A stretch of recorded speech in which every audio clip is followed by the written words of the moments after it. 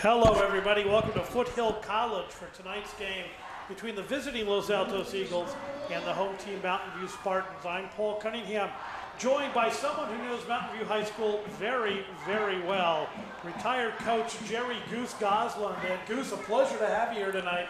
Alumni night here. It's a homecoming for Mountain View, and I know throughout this broadcast you'll have years and years of stories to tell us about.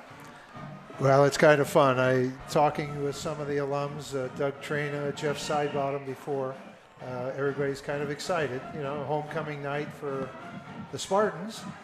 And we have two teams here tonight. Mountain View, which you see in the gold and black, have an overall record of 4-1 at this juncture. And the visiting Los Altos Eagles on the other side in the blue and the white are at 2-2. So I believe this is their second league game, conference game.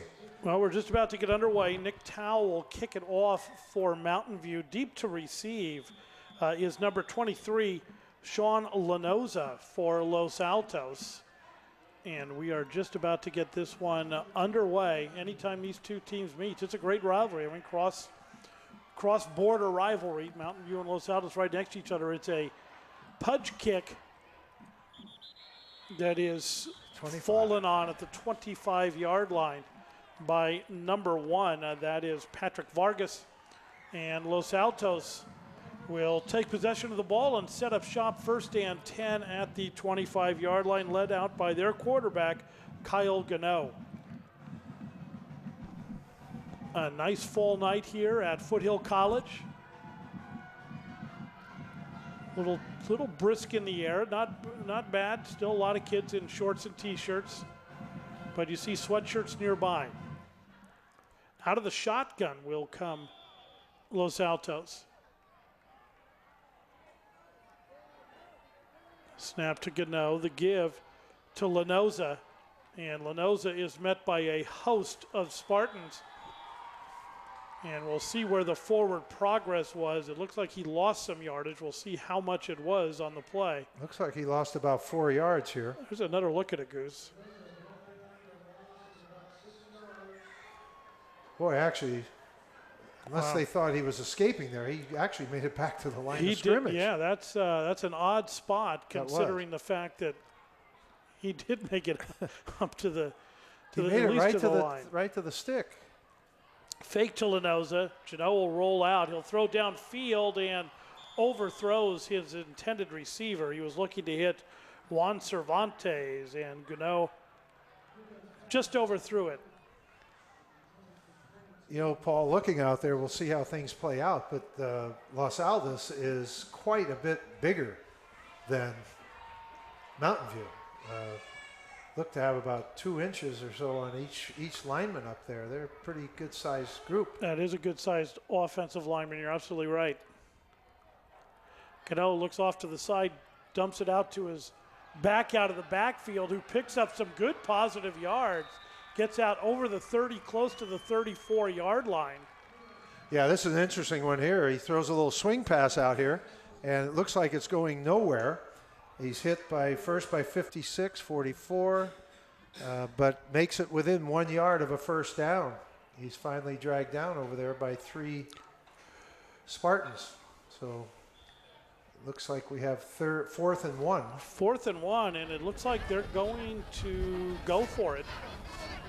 A bold call here early in the game, deep in your own territory on a 4th and 1. We'll see how it goes. Looks like we're going to try and pull him offside, but didn't fool anybody. He didn't stay with it very long. No, he didn't sell that at all. He didn't. And it's hard to, you know, from the shotgun, I got to think it's probably tougher to sell than being under center. Yes. You're further away. The whole emotion is further away. And really, when you're going to do that, it's usually prudent to put somebody in motion just to get people moving. Right. Right. You know, get the defense. But so now the punt team will come out. Looks like number 13, Matt Schroner, the punter back there, standing at his own 20-yard line. Going deep for Mountain View will be Austin Johnson and Tommy Resnick. Shauner's ready. Snap and the punt is away. It's a left-footed boot. Yeah, it hits at about the 32-yard line and then kicks to the side, goes out of bounds. Looks like they'll spot it right at the 30. Right at the 30. Where it'll be 1st and 10 for Mountain View. Or excuse me, for Mountain View. KMVT Sports would like to thank our all sports presenting sponsor, the Palo Alto Medical Foundation, part of the Sutter Health Network. Choose your PAMP doctor today. And we'd also like to say thanks to TVU for providing the live coverage capabilities for tonight's game. Well, this will be our first look at the Mountain View offense. We'll see what kind of formation they come out in. Looks like right now they're missing somebody. Yeah, they might seem to be looking to the sideline. But well, the official still has the ball in his hands, and he hasn't blown it into play yet. Not sure what they're discussing. I did not see a flag on the play.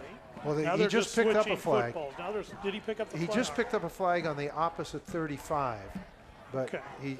Now he's talking to the coach over here on the sideline. But yeah, there was a flag at the 35, well, and they're bringing it back. They're coming back. Holding against Mountain View, and if it was, I don't know if it was prior, it must have been after the punt. Well, but that's going to give them, if they're bringing it back, must be a first down because they wouldn't be coming back here and to kick. Gano is back out on the field for Los Altos. So in all of that confusion. It's still a confusion. It's still a confusion. Nope, they're going the other way now. No. Now they're taking Mountain View back down to the 30. Now it looks like, yeah, they're going to say it was after the kick was away. I mean, I would assume that's what it would be because he wouldn't have holding that early. And the flag was on the 35-yard line, so you know they had already come downfield 5 yards. That's tough to hold when you're not even returning the kick. So we must be going back to the 20. And indeed they are. That's where they are at the moment. They're at the 20. Mountain View's ready. They're chomping at the bit to run their first offensive play, but now the official is trying to determine which ball belongs to Los Altos and which one to Mountain View, because each team brings their own footballs, and now they're going to get rid of one. And good arm by the official. Official showed a fine on it. Overthrew everybody. He threw it away. Sign him up. He wanted it out of there. He wanted no part of that. So here we go. Number 17 for the Spartans is under center. Nick Butters. Took the snap. Butters with the give up the middle and quickly through the hole and breaking up field out close to the 35-yard line. We'll see where the spot is. It looks like they're going to spot it at the 35. Those of you at home, just look over the left tackle spot, and they're going to go right there. Gaping hole. That was Reagan Emshanowski, number 14, who carried the ball. Emshanowski with good speed. A multiple sport athlete, also plays baseball at Mountain View. Butters under center, and now some movement, and it may be against Mountain View, we'll see. Looked like the right guard might have moved.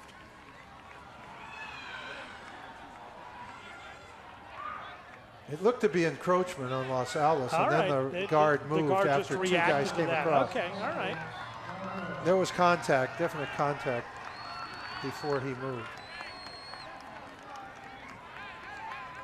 So it'll be first down and 5 for Mountain View at their 40-yard line.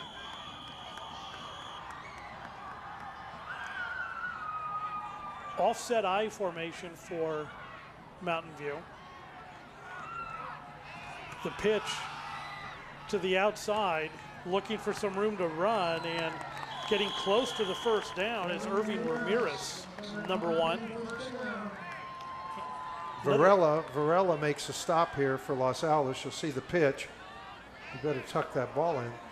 And here comes Varela from behind, and luckily for Mountain View, he spun him forward 3 yards for the first down.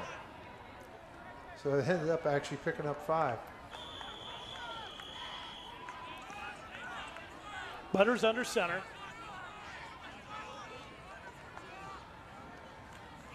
The give again to Irving. That's the same And play again, they they started spin the him, game with. right? Again, they spin him around. There's Irving Ramirez, and Ramirez picks up about almost 5. It will say 4.5. He's close to midfield. Yeah, I think they gave him a little extra there. Looks like he's put the ball on the line the first time. Well, that play, if it's going to get him 5 yards every time, Paul, you may as well run it until they stop it.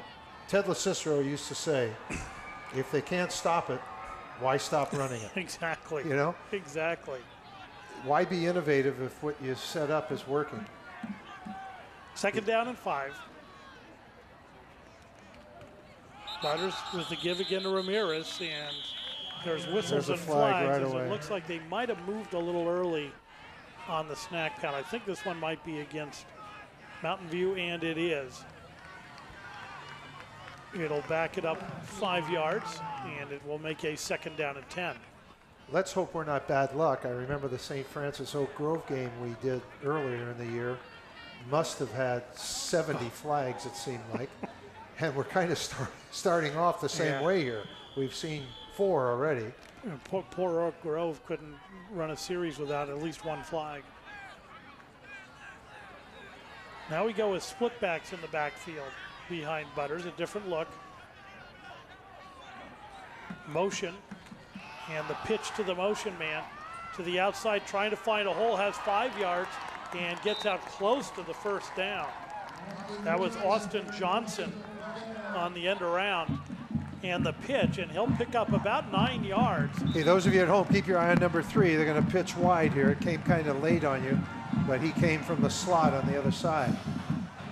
And he ended up picking up about 8 yards, 9 yards. And Goose, a very, very late flag on the play. Oh, another one? Yeah, very late. And Oh, it looks like it might be against Mountain View. I'm not sure what the call is. Haven't seen the. It's an unsportsmanlike conduct against Mountain View. Oh, this is a biggie. This is a 15-yarder. And rather than having a 3rd down and 1, they're now going to face. They're going to push the ball back to the 38-yard line. And it will be a 2nd down and about 16. Well, now we'll see if we stay with the running game. Yeah, he's been picking up anywhere from 5 to 8 yards on every running play so far.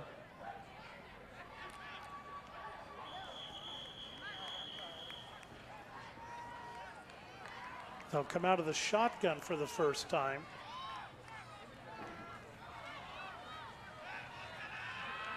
Motion, Butters, the fake. Butters is going to take it up the middle himself, and he's got a little bit of room to move. He's out to the 44 before he stood up and pushed backwards. They're actually going to give him out to the 45. All right, on the replay here, you'll see it's a fake to the man in motion, and then he comes right up off his guard, and his initial 7 yards was wide, and then it was halted by number 10 of Los Altos, Morley. Sion Molly. So we have a 4th down and 10. And it looks like Mountain View will go ahead and punt it away.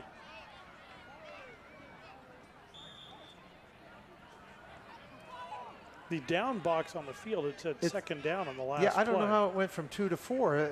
But that I shouldn't have gone by that, because the scoreboard had it right, because that down box has been wrong a couple of times when I've glanced over at it, and I went with it this time. But well, I'll be honest with you, all the flags I lost track. yeah, I did too. Punt is away. It's a short punt, and down 37-yard line by number 24. That's Sean Oliver, who downed it for the Spartans, and the Eagles will set up shop with very good field position. They'll be at the 37-yard line, 1st and 10.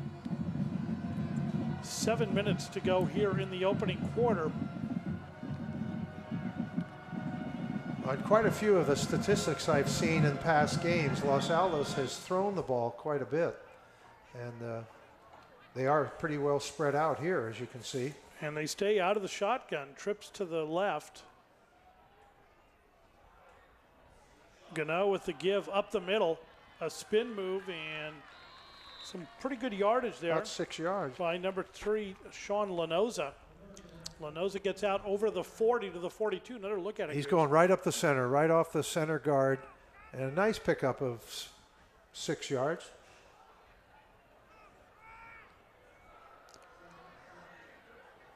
Second down and 5. Now it's back to 5. Now there's another discussion here.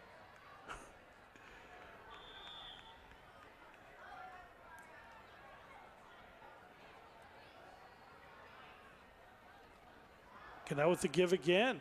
Almost the Spin same play, move but and it didn't fool anybody that time. Yeah, Lanoza tried to spin it to the outside, but nothing doing as he is swarmed over by the Spartans. He was met by Cap and number 54 for the Spartans. Dylan and Cap make the stop here. You'll see right here. Here he comes, gets met. So quickly up to the line of scrimmage comes Los Altos as they try to rush it a little bit. Same formation to the other side now. 2 slots and 2 wides. Gano with the fake throws out as his flanker kicks back in. Nice move there, close to the first down by Patrick Vargas. They're going to spot the ball at the 40, almost the 47-yard line. Now they're back at the 46. If it's the 46, it's going to be short. And that'll be short of the first down. And it'll be 4th and less than a yard.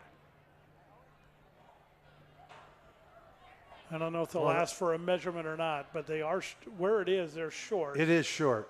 It's definitely short. It's a full yard short. So that'll bring up a 4th and 1 and another punting situation. Yeah, the kicker is in this time. Now this would be a great time to win the, like the 49ers did last week when they surprised everybody, snapping to the short man. Resnick and Johnson are deep to receive for Mountain View. Punt is away. Nice punt. Better punt this time. And Johnson let it hit. Oh, boy. And, boy, they're going to get pinned down around the 5-yard line. Nice punt. Great coverage by Los Altos to get down there, too, to down it. It looks like right around the 5-yard line. They're putting, scoreboard says it's on the, yes, on the 5. First down.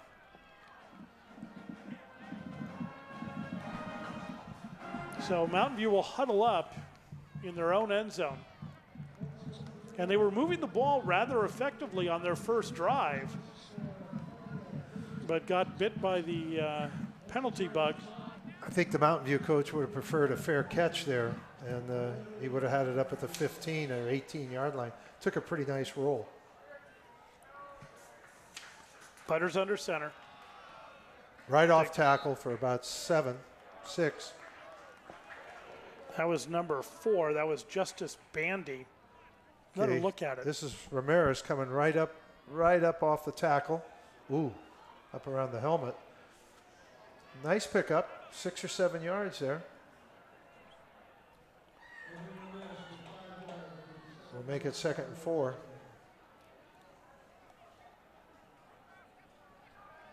Butters surveys the defense. The pitch to the outside, and not much there. No, he actually cut back right now. He took the pitch and he goes immediately behind the tackle. You'll see it again here. It's just a pitch and up. Okay, camera caught him just at the end, but. So Irving Ramirez gets out to about the 10-yard line. It'll be 3rd down and 5 for Mountain View. If they can't convert on this one, Los Altos is going to get outstanding field position on the transition. See if they can get the first on the inside give. No way. Up the middle and nothing doing on that play. It was Ramirez again carrying the ball. Another look at it. Okay. It's an inside trap. Here comes the guard pulling on the big number 78. He moved him out of the way, but there's number 10 again, and who was the other one? I couldn't see the other number there, but. Sion Moley in there. Punt is away. A much great better kick. punt. Boy, that. As it hits around midfield, and it will be downed right there. An excellent punt You're right, Paul. Considering where he was kicking from his own end zone, he did a fantastic job there to get it back out almost to midfield.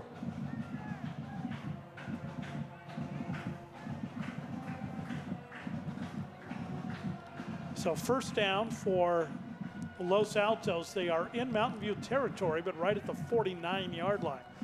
As we look at it from up here, you notice they're picking up 10 yards on each possession from when they started back on the 18 and then the 38. Their way up the field. Here they come.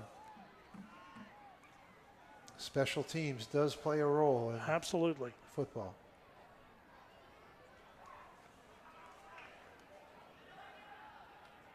Gano with the give to his flanker coming around the left end, and that's number 20, Ben Roach. And Roach gets down to about the 44-yard line. You'll see Resnick, number 2, come up and make the stop here. Here he comes behind number 23 and goes up inside of him. Had one missed tackle, and then what do we have? We had number 44, Moreland, and Resnick on the tackle.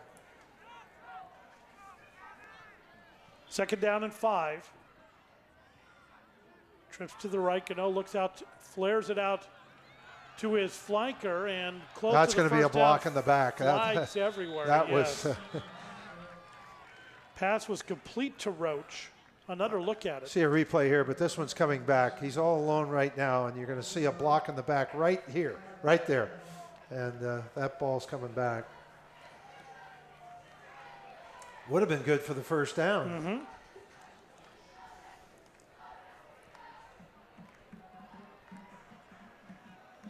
It's from the spot of the foul. This will move him back to the other side of the 50 now, to the 47-yard line.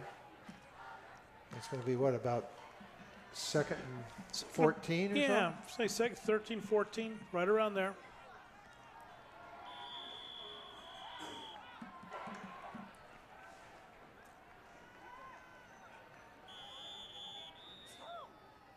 Yeah, and whistles blow as they... Official came in, then walked back. Gano looks left, is in trouble. Cap has his hands on him. Yeah, once Cap gets his hands on him, he's not going to go anywhere. Yeah, and a big loss on the play back to the 35-yard line. Another look at it, because you'll see that. You'll see Cap come right through. He blew everybody off and got his hands on him there, and he's going down. I've watched that young man. This is my 3rd year now. I saw him as a sophomore. He's been a nice player for the Spartans for 3 years now. Done an excellent job, both on offense and defense. 3rd and a whole bunch. Pass over the middle is complete, almost setting up a little middle screen there. Downfield, and it picks up some good yardage, but they had a lot of yardage to make up. The pass was completed to number 9, Max Higaretta. Higaretta did a nice job getting it back out close to midfield at about the 47-yard line, but it'll bring up a 4th down for Los Altos, and back on to punt is number 13, Matt Schoner.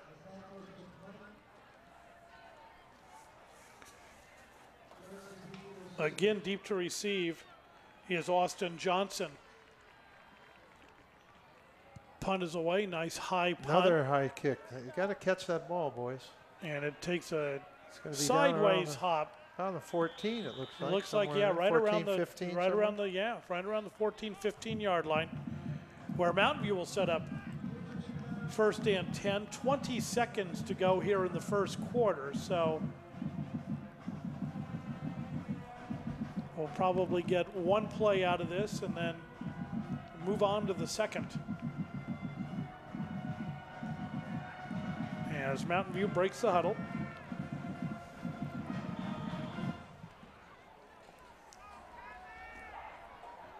Nick Butters under center.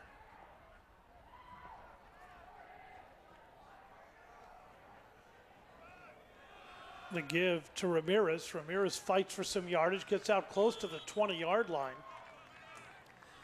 That drive play off the tackle so far has been their most successful play. They keep running off the left side here. It's just a simple handoff. We call it a drive or a dive, whichever you like. Look at it there. And he got a good 5 yards, it looked like. And Irving stays down on the play. The clock has stopped with 1.3 seconds to go in the quarter. I believe it's Irving that's down. It looks like it was right around where he was.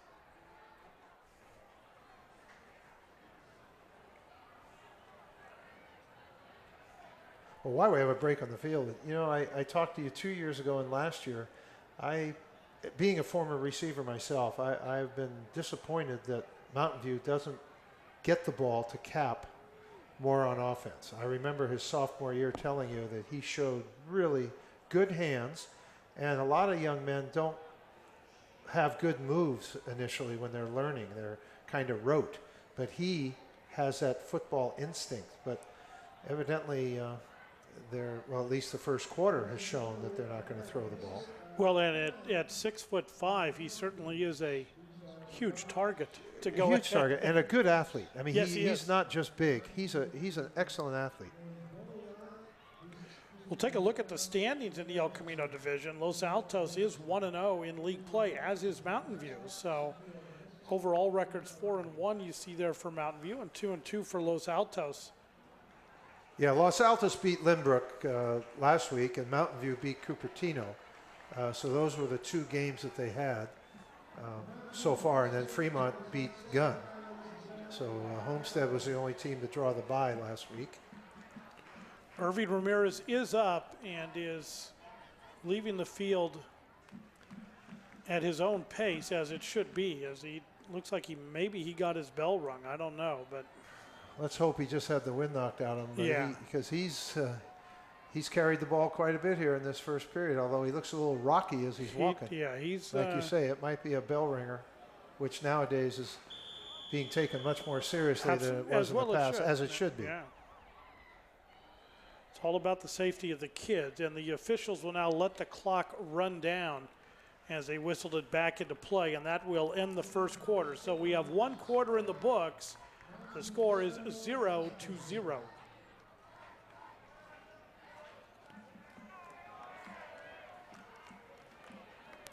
Ever since we moved to the United States, Palo Alto Medical Foundation has been taking care of our health. We love our doctor. She is always ready to listen to us and is very professional and answers all our questions and is very reassuring. PAMF has been there not just for my own family, but for the whole community, whether they're seeing patients or providing doctors for our free medical clinic.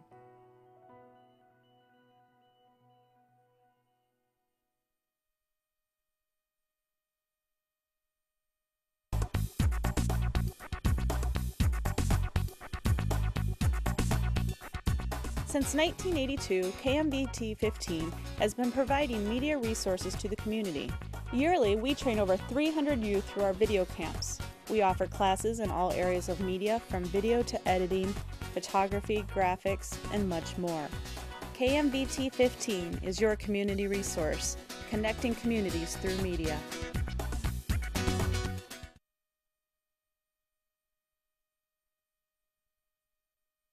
Take my hand and start a brand new day. And together as one we'll start to see some change. Underneath everything we are, underneath everything we do, we are all people, connected, interdependent, united. And when we reach out a hand to one, we can influence the condition of all. That's what it means to live united.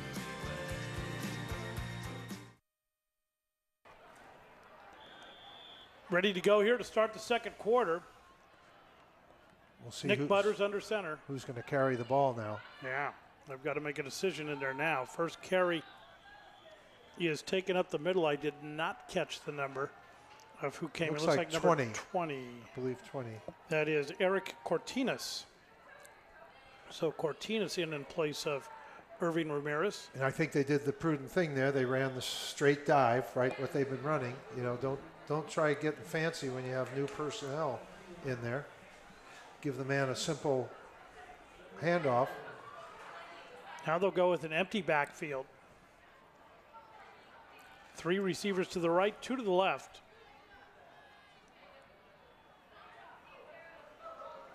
Motion.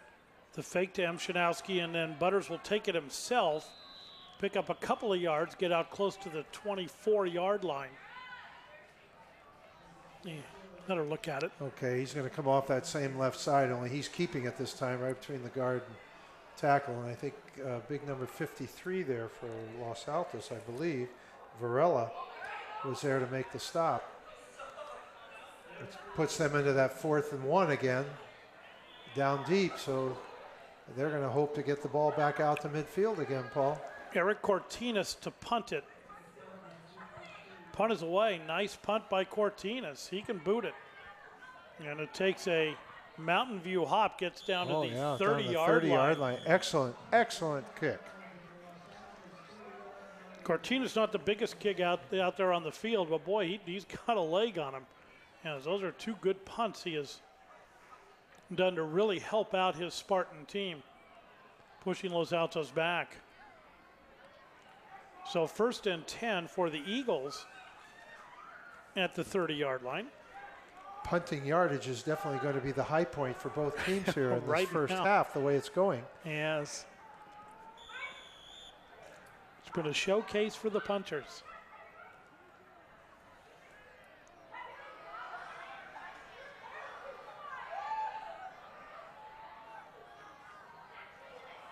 To give, trying to get to the outside Good and spot. successful. Oops. Nice move, a flag behind.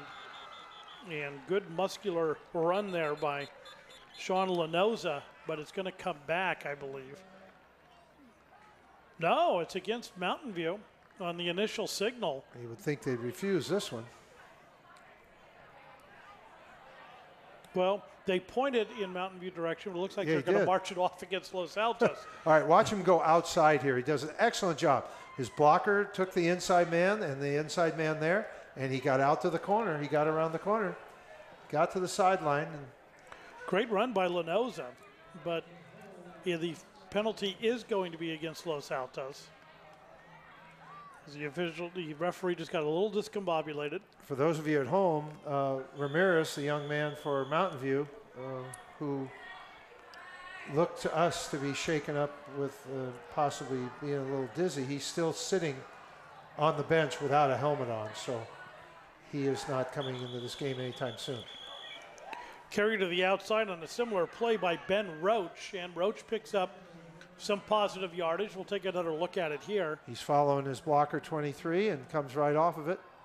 Gets pushed out of bounds by number 56, I believe, for the Spartans. The ball is spotted at the 31-yard line, so a nice pickup. It'll now be a 3rd down and 9 for Los Altos.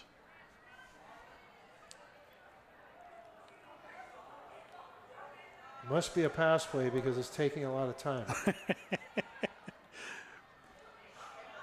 That's usually a key.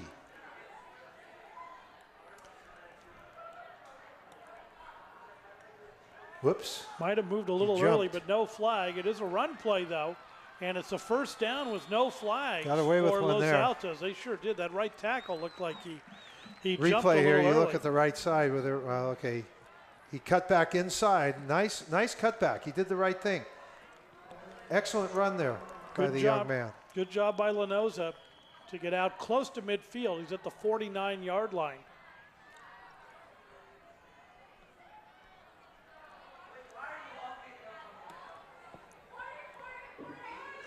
There he goes Good again. out. And this time the flags fly, and they whistle it dead. Same player that time, but he decided to throw the flag this time.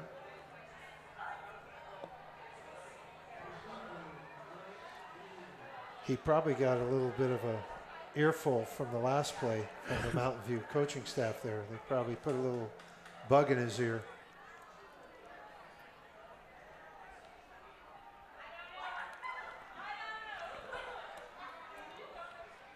So that'll back it up to, it'll be a 1st down and 15. Trips to the right for Los Altos. Get out with the ball. They do the reverse. Roach trying to get to the outside, needs a block. Mountain View's playing this very well. Yeah, They they- stayed outside the whole time there. number 44, number 14. There was a host of Spartans there. Let her look at it. You'll see him coming our way, and then he'll pitch back to the flanker. Well, and his quarterback almost, Actually almost got in his way. yeah, should have just gone right through that block. Just He should have blocked. He should have blocked Cap. He went right up to him, and then everything kind of stood still. They went into dance mode, and that just allowed the Spartans to catch up on defense. Cano with the give up right the up middle. the center. Nice run. Boy, he's looking sharp today.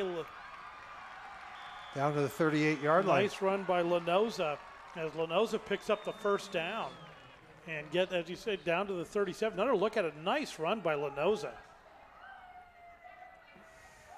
He kind of tucks in behind Paul. He does. He kind of gets in behind him there, and he's kind of hard to see. And he runs laterally really well and changes direction very well.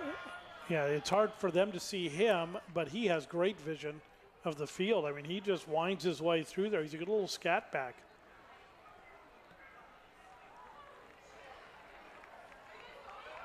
The pitch to the outside, and they're not able to convert it. In trouble, and then just stepping out of bounds is number 9, Max Higaretta. As they're going to lose quite a bit of yardage on that play.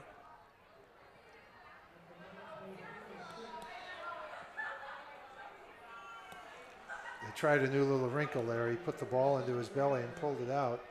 And then when he pitched it, the back was too far outside of him. He couldn't catch up to the ball. It'll be second down and about 20.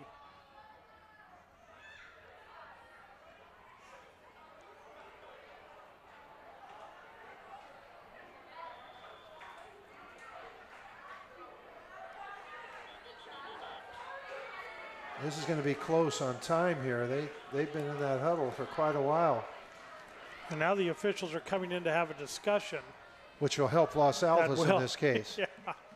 We give him a chance to get to the line of scrimmage. Because the white hat was looking at his watch. That's how I knew it was getting close. You know how they usually start counting down at 5 seconds with their hand there. You notice the lone player on the Mountain View bench down there on the left. I mean, he's not even able to come down and he's just taking it easy and follow the play down here. Well, that certainly helped Los Altos because they were close to running out of time there on that play.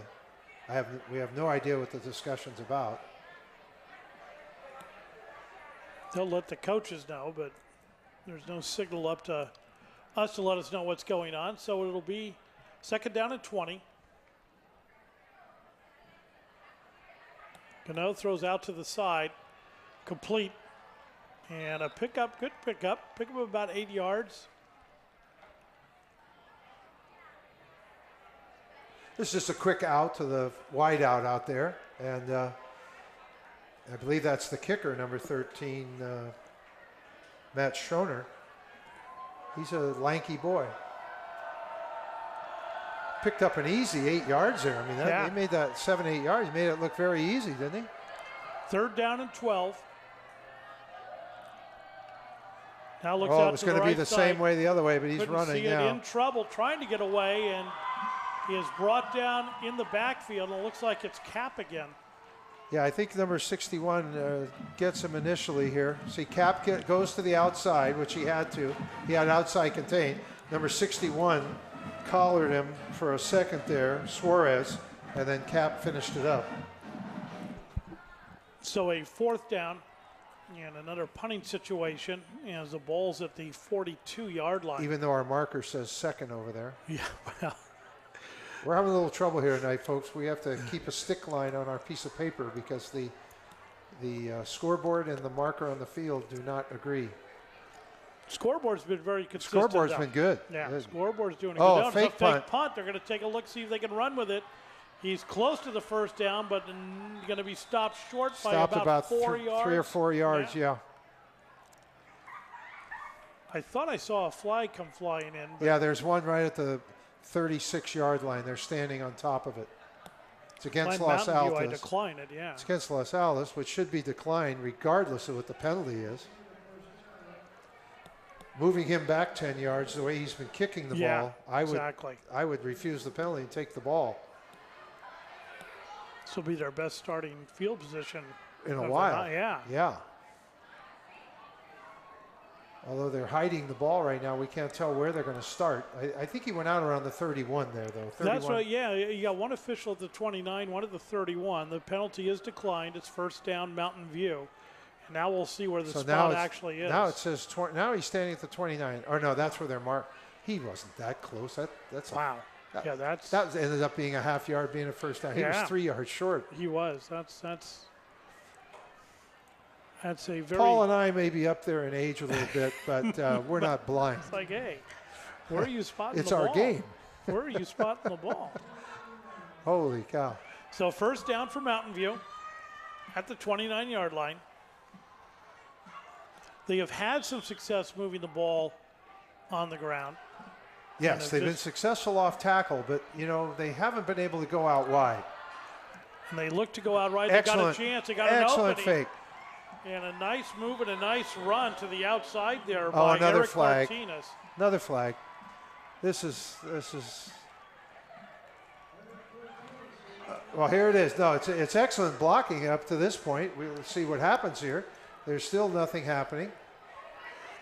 Wow, if it was that far behind him. Was he going to say that was a block in the back, out of bounds there, about 6 yards behind the play?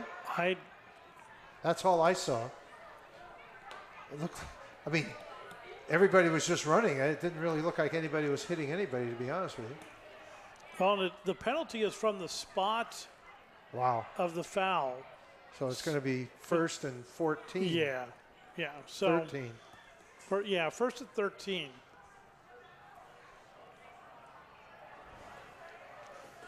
Butters under center. 3 receivers to the left, 1 to the right. Butters on the draw play. Cortinas is going to stumble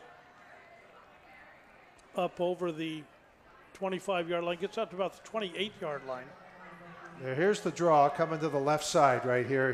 He kind of stumbled when he ran off his blocker's block there, number 61. Had some room outside if he could have gotten out there. But we got 4th down and 2nd down here, so we'll go with second down. It's 2nd and 11. We'll go with second. Yeah, the down marker on the field is you're looking on your TV screen at home. Forget that thing over there. Every play is 4th down to him. He goes to the outside. No, you have it right. The field over there has 4th down. Incomplete to Cortinas. It'll be 3rd down and 11. That was a little flare out in the flat. It was just thrown too high. Here it is here. You're just throwing it out here and see it close to a lateral, actually.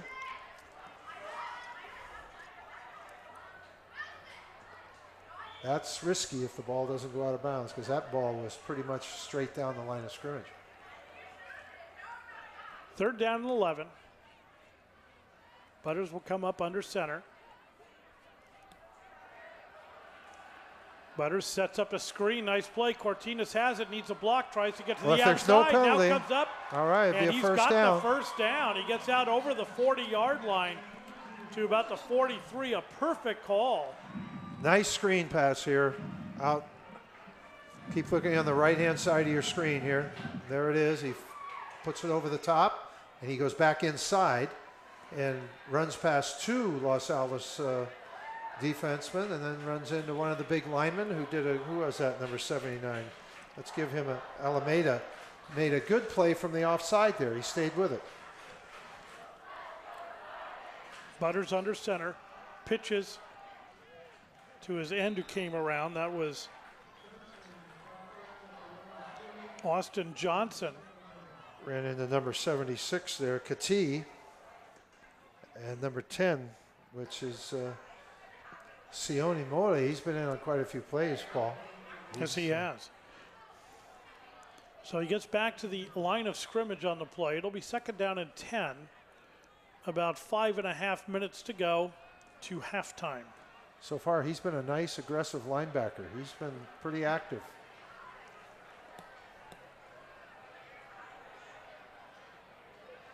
Butters with the give to Cortinas. Cortinas is dragged down from behind, and again, I believe it's number 10, Moley. Okay, watch the replay here. It's an inside handoff. They fake the pitch and do an inside handoff. But again, the Los Altos defense stayed at home over there.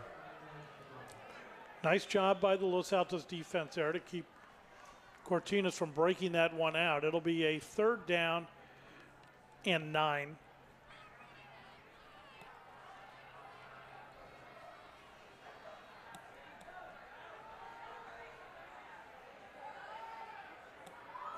Motion by the Spartans. Looking right, throwing right, complete. To number 3, I believe. That was to Johnson. Austin Johnson. And Johnson gets out close to midfield. They'll spot it at the 49. He'll be short of the 1st down. Let her look at it. As you see him get out there. Pretty good coverage by Vargas there. The 49. Looks like they're going to punt it away as they are at midfield. And it's a 4th down and about 3 yards to go. Long 3. Punt is away. Another nice punt. Punting it away from the return man. Takes a nice op for Mountain View, and they'll down it right at the 10-yard line. Nick Towell downs it for the Spartans there, number 22. And Eric Cortinas, right now at this point in the game, is the most valuable player for Mountain View. Yeah, that's an excellent kick. What are they, on the 9-yard line now? Yeah. Starting all over again, 91 yards.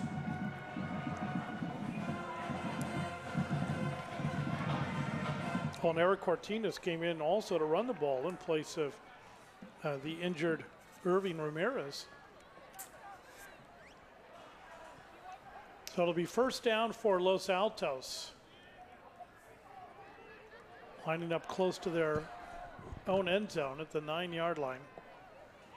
3:58 to go here in the 1st half. And there's a flag. It was a procedure call against Mountain View. What took so I long? don't know what, yeah, that was. Los Altos was coming up to the ball. So Los Altos is going to opt to take the penalty, obviously, because they don't want to have the ball at their own 9-yard line. It looks like it's being marched off from the 9. They're not making him re-kick it. That doesn't, if it's a procedure call, that makes. Oh, it's against Los Altos, maybe. No, it's again. Well, unless he pointed in the Well, wrong he's still at the direction 9. again. They're declining the penalty. And now the ball's at the 10. So in all of that, they picked up 1 yard, and we'll get going here in a few seconds. The official made the call, and Los Altos declined it, opted to take the ball at their own 10. That's kind of hard to believe. Why would you take the ball at the 10 when you could force them to punt from the 36 at the other end of the field? I don't know. But they picked up a yard. They're now on the 10, so it's 1st and 10 on the 10. They only have 90 yards now. Pass down the right side is, in and out of the hands of the intended receiver. That was a nice pass by Gano. Okay, here we go. It's a nice throw. We can't quite see. Yeah, wow. Okay. Well, they both got there at the same time. It was good defense, too, by the young man from Mountain View, but we couldn't see it. 2nd down and 10.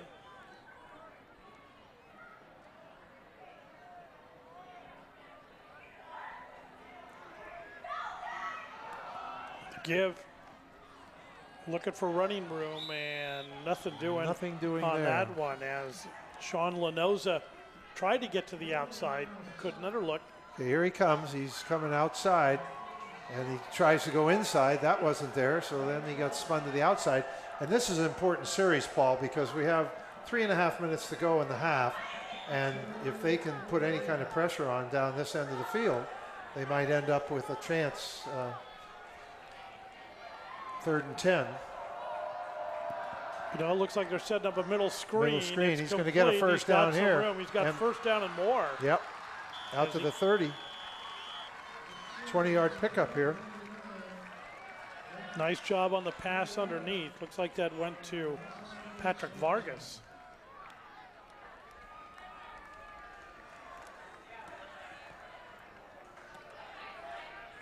Eagles quickly break the huddle. 3:10 to go in the half. He can't get the play in right now. He doesn't know what the play is. There we go. Looks right. Now he's going to run it himself. He stumbles a little bit, but then heads to the sideline, gets out of bounds, picks up about 5 yards. And stop the clock on in doing so. He's looking left, can't find anybody, so he takes off running, and there's 2 Spartans here just ready to run him out of bounds. Spots at the 34-yard line, so it'll be 2nd down and 6.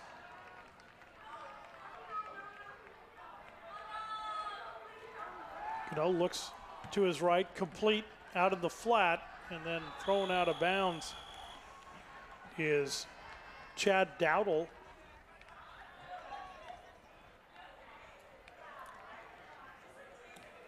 Noah Keogh knocked him out of bounds. Nice one-on-one play out here. Well, we're down to 2:40 on the clock.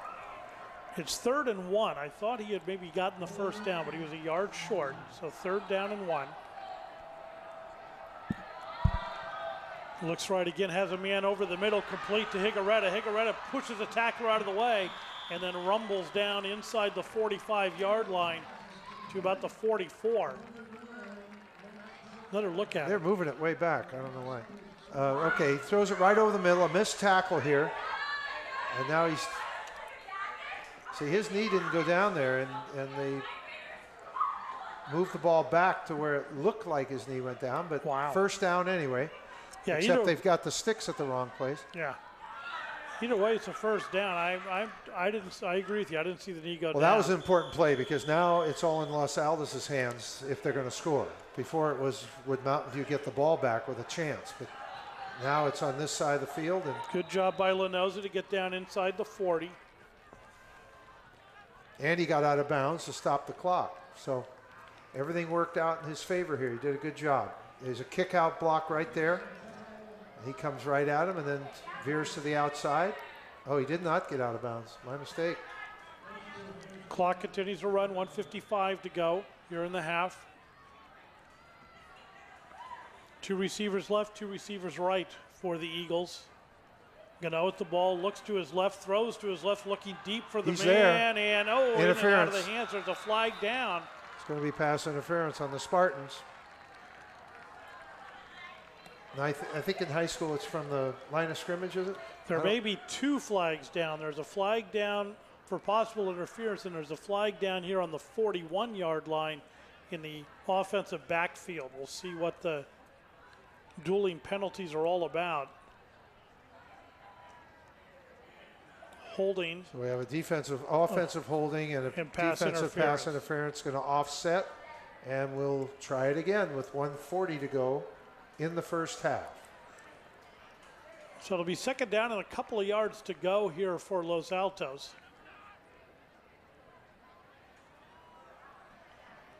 He throws a nice ball, Paul. He does. No, and he's it's a nice softball to catch too. It's not a rifle shot. It might hang a little bit. Yeah. And that's the only thing gives that those defensive backs a chance. Right. Yeah, I think you're right. Well, particularly that one there, because the receiver was out there. When I first looked, he had about a step on them. But I like they're taking the shot at it. They're trying to get it down there into the end zone. They're being aggressive on offense. And they still have 2 timeouts left. Exactly. And a whistle, flags. I'm not sure there's any flags. It's there's one way on the right in front of the yard marker. Okay. So that has to be somebody either encroachment on Mountain View or illegal procedure on.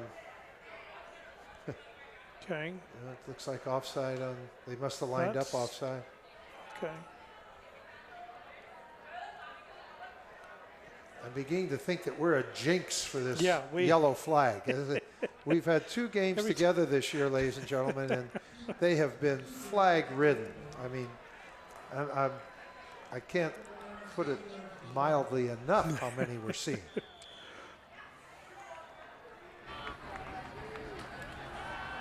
Looking to the left, now rolling to the right, throws, nice pass, nice completion. As he completed it out there to number 5, that's Josh Takahara. Okay, here we come to the near side. He rolls this way, and 5 is wide open, waving his hand there. Takahara has the first down, which will stop the clock. Gets out of bounds. I don't think the clock moved on that last play. As it still says still 1:34. Now they're winding. Oh, he's really winding his hand this time. Throw over to the right again, and this time it's in and out of the hands of his intended receiver, Takahara.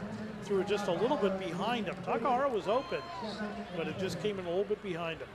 Well, I like what he's doing. We spoke earlier in the first quarter in the running game for Mountain View. If you have a good thing going, keep at it. And that's what he's doing right now. He's throwing 8 to 10 yards out here. And, you know, Mountain View's playing off, obviously, a little bit. They don't want anybody to get behind them here with 1:27 to go. And 2nd and 10. 2nd and 10. And we're closing in on halftime. And with this live broadcast, we will bring you the ceremonies at halftime for homecoming. The give to his running back and nothing doing as that was slow in developing as Lenoza had to sprint a long ways to get to that handoff. Dylan got a lot of jersey there this time. Watch this. He got nothing but that jersey. There's why, ladies and gentlemen, you want your backs and receivers to tuck those jerseys in. Yeah, Dylan Fluckinger did it. Because that's all he got. Yeah. 3rd down and 13, under a minute to go here in the half. Cadeau has a pocket around him. Oh, he's wide open. Wide open over the middle. Almost kept his feet. If he had, he would have had a shot at the end zone, but a nice job there by Josh Takahara. Okay, here it is, ladies and gentlemen. It's going to come right down the center of the field. And the young man is wide open. And it took a good tackle by the safety because he was one-on-one. Nice open field tackle. And now you wonder there's 38 seconds to go here in the half. I didn't get here in time to see the special teams warming up, so I don't know how good the Los Altos kicker is. But both punters are good. But they're in pretty good shape here. They're first down the way they're throwing the ball. They have 1 timeout left, so this ball's going to go in the air probably. Just as a reminder, we'd like to say thanks to the Palo Alto Medical Foundation for their continued support of KMVT's high school sports coverage. And equipment for live coverage of tonight's game was provided courtesy of TVU. So the chain gang is taking their time getting the chain set up, and they can't start play until it comes in, which gives Los Altos some extra time. The timeout was taken by Los Altos to stop the clock with 38.4 seconds to go. Los Altos should have one more timeout. They have one timeout left, and they have the ball on the 12-yard line of the Spartans. This has been quite a drive. Remember, it started on the 10-yard line. Good, well-conceived, conservative and he's going to run this one. He's in trouble, and he's brought down at about the 14. And a timeout taken. Okay, here it is. He's looking into the end zone. 20 was his only open man there, and then he just ran out of time. It's actually an injury timeout. There's a man down on the field for Los Altos, and that's what killed the play.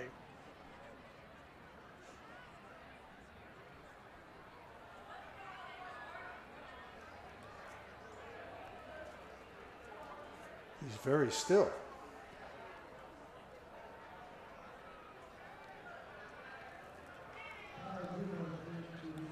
As they do in high school sports now, as typically both teams will take a knee when there's an injured player on the field.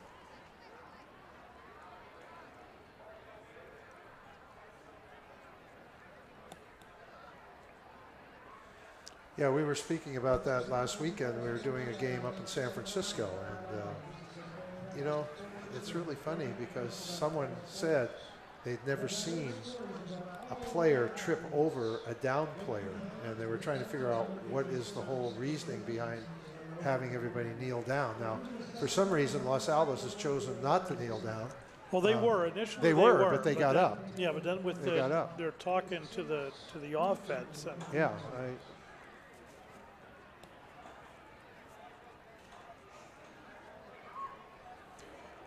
I notice over on the sidelines, they've got number 9, Max Higaretta, throwing passes on the sidelines. I don't know if they've got a trick play up their sleeve with Higaretta maybe rolling out and throwing downfield. Higaretta is a pitcher in baseball. He's one of the first times I've ever seen a sophomore captain on a high school team. Usually that's reserved for a senior. Player looks like they're going to get him up now. Let's see who it is who was down. It's number 11, I believe. It is yeah, number 11. It's 11. So that's Kyle Gano. That's not somebody you want to see go down, obviously, and that's why Higaretta was throwing furiously on the sideline, is because Gano was the man down. I wasn't aware it was Gano. So Gano looks a little shaken up. We'll hope for the best for him. It's a good sign that he's walking off under his own power. But that means Max Higaretta will be thrust into the quarterback position. Los Altos just took their final timeout on top of the injury timeout. So, well, now for Los Altos with 29 seconds to go, and they've used their last timeout. If there is any kind of completion short of the end zone, they're going to have to hustle to get up on the ball and spike it. And with your second string quarterback in there and only a sophomore, you're going to hope he's going to have the poise to do that. Shot over there of Gano on the bench on the sidelines as it's like they're checking his leg. Well, now maybe we'll see why he got the title of one of the captains. That's We're right. gonna see how he takes over here and takes charge. Coach Trevor Pruitt in the huddle.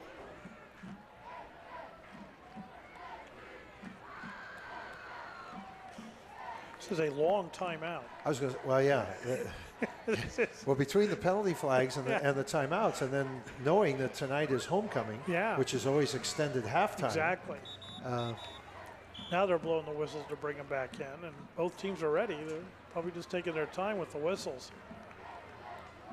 So Max Higaretta is in at quarterback. He's joined in the backfield by Sean Lenoza. He'll come out of the shotgun also. I think they're short a player. They are.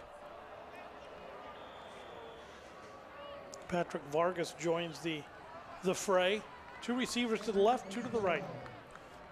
And I would expect him to throw down the middle. Harega looks Higaretta in trouble. Oh, he's by him. He's going to take it on his own. He's going to lower that shoulder. He dives for the end zone. He's brought down at about the 1. About the 1 and yard now line. Los Altos has to hustle to first down. No, they're giving him a timeout to move the chains. If it's a first down. It is a first down. All right. He made it to the 1. He had to get to the 2, and that saved him. Oh, no. Guess what? Mountain View took a timeout. And wow. Oh, my goodness. Now, I say that, ladies and gentlemen, because there are 18.9 seconds. As soon as they set the ball, they start the clock. Now, Mountain View could wait until they get up on the ball and then take their timeout, which would run more time off. But why give them 18 seconds to talk it over, you see? Because it's first and goal. So, I don't know. Well, and Los Altos has been coming out with the shotgun the entire game. And you'll wonder now if they'll have Higaretta come up Close under it up a little center bit. since they're on the 1 yard line. Because I would think that there's, they could take a shot on the pass into the end zone. Higaretta could roll out to his left. I would think they'd stay in that short punt, though, because he hasn't taken any snaps. No, you're right. You're right. He's got 2 running backs joining him in the backfield. Ben Roach is back there along with Sean Lenoza. Higaretta with the give to Lenoza. Lenoza tries to get to the outside, and he does, into the end zone. Touchdown, Los Altos.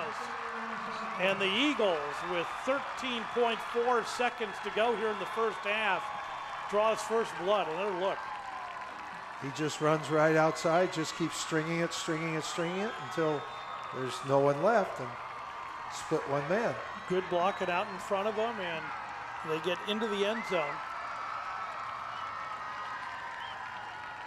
friend of mine, Jim Coletta, would get a kick out of that defense there. When you have 1 yard to go, there's no reason to have 3 of your defensive players 5 and 6 yards deep in the end zone.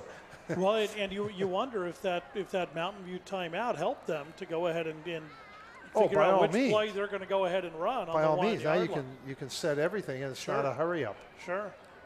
Particularly with a new quarterback in there, Right. Because they're giving the signals from the sideline. Exactly. And this will answer your kicking question. Schoner on for the extra point, and he pops it through the uprights That's good. to make it a 7-0 lead. So 7-0 Los Altos with 13.4 seconds to go here in the first half. I would imagine we might see a little pudge kick. I agree. I agree with you. There's no to reason to keep up put the ball down for your best you don't player wanna- to return it. Right, you don't want to see a big return here. And Mountain View has not really shown the ability to throw the ball in the whole first half. Correct.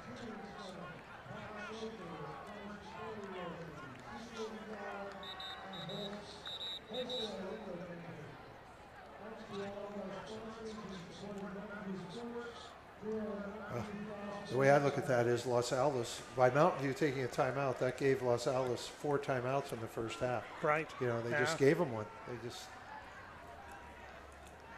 But they're young men, they're learning, and, and maybe the coaches called it from the sideline. Austin Johnson and Eric Cortinas are deep to receive. We'll see if they actually, as we said, actually go deep with the kick. They're discussing it right now. Well, they're Doing also all kinds of hand signals.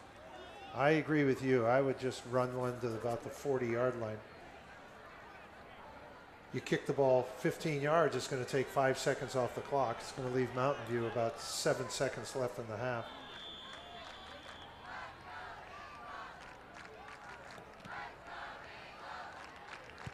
Yep, he just pooched it. It's right over the line, and it's going to go, unfortunately, out of bounds. But the penalty will only take it up, I believe, to the 35-yard line. So went out of bounds at the 33.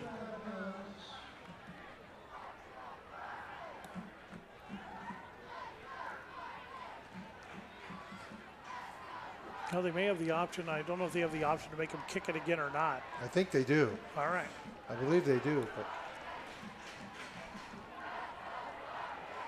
But all you're doing there is you're giving more time to come off the clock if he puts it in the field of play. Right.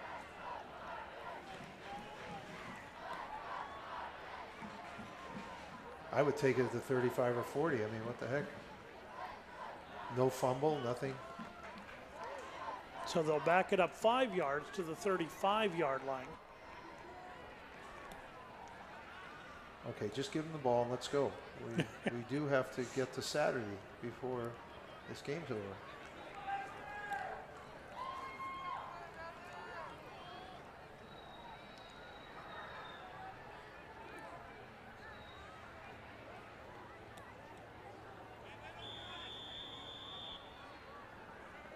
Schoner's ready. Same thing, kind of Same a pooch thing, kick same over to place, the side, and and this it time stays it in play dives this at time. the 29. And a return. They've got a shot at it. Good leg movement, good strong The clock didn't start, by the way. push, and now it just Now starts. it's just started. That play took 2 seconds. Yeah, all those- There's going to be a discussion here again. Here come the officials. We'll have a meeting. yeah, they're going to need, because Okay, only here we go. 1.7 seconds ran off the clock for all of that. And this took a while. Yes. As you can see right there in our replay, they're just, I mean, Somebody had to notice that over on the other the side. scrum Come on. alone took 3 seconds. Nobody noticed it, Wow. except us. Okay, they're not going to run the clock down at all. It's going to be 11.7 seconds.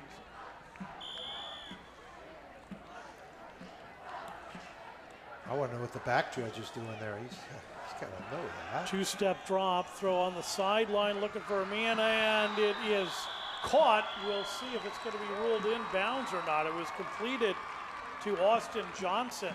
but they're going to say he was out of bounds. So it's on the far sideline, so it's going to be hard for you to see here. We're just seeing the ball, and there's the catch, but you see his right foot is on that white, and the white is the out of bounds. Good job by the camera crew to get that shot there. So it'll be 2nd down and 10. 6.3 seconds to go.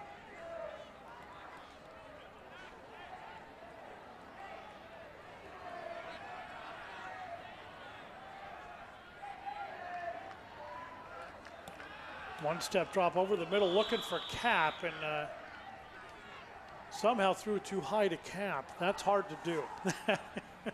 Cap is such a big target, but he brought it in over the top of the outstretched arms of Frank Cap. It'll be 3rd down and 10.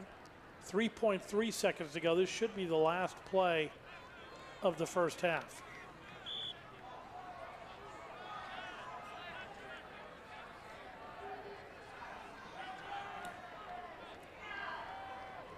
Butters under center.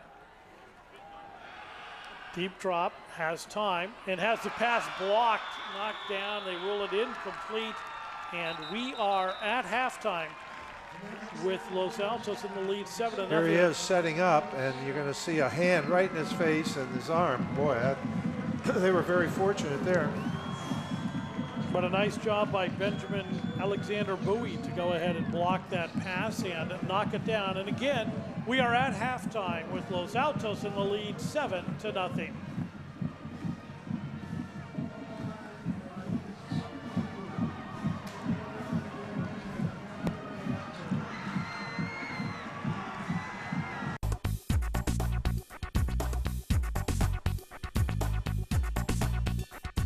Since 1982, KMVT15 has been providing media resources to the community.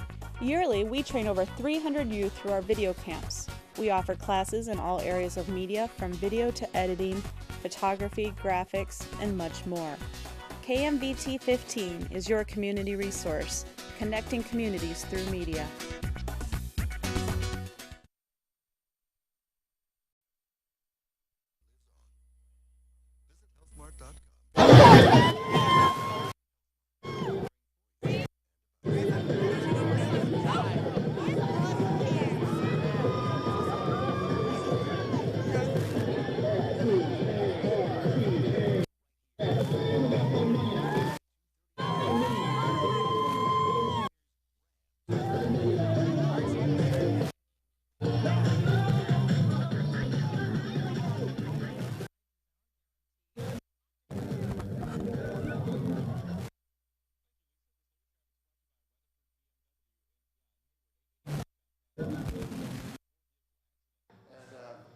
He played down in Mount.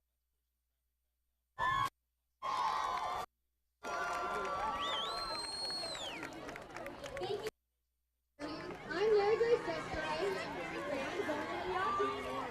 We are here to announce homecoming.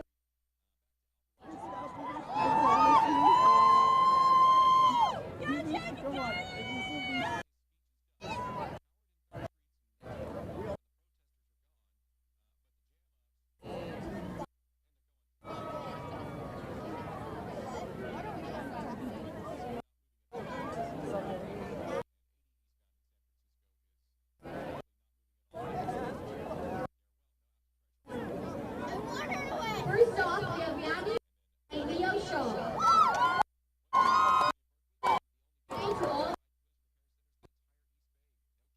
High school journey. In class, she is taking several APs. She is a dedicated. She is president and student government. She also for the girls varsity basketball. Natalie loves hanging out with her friends.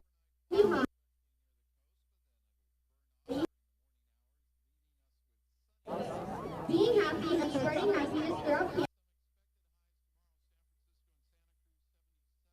He is thankful to be a part of Mountain View High School. Leo Shaw has enjoyed being an active member.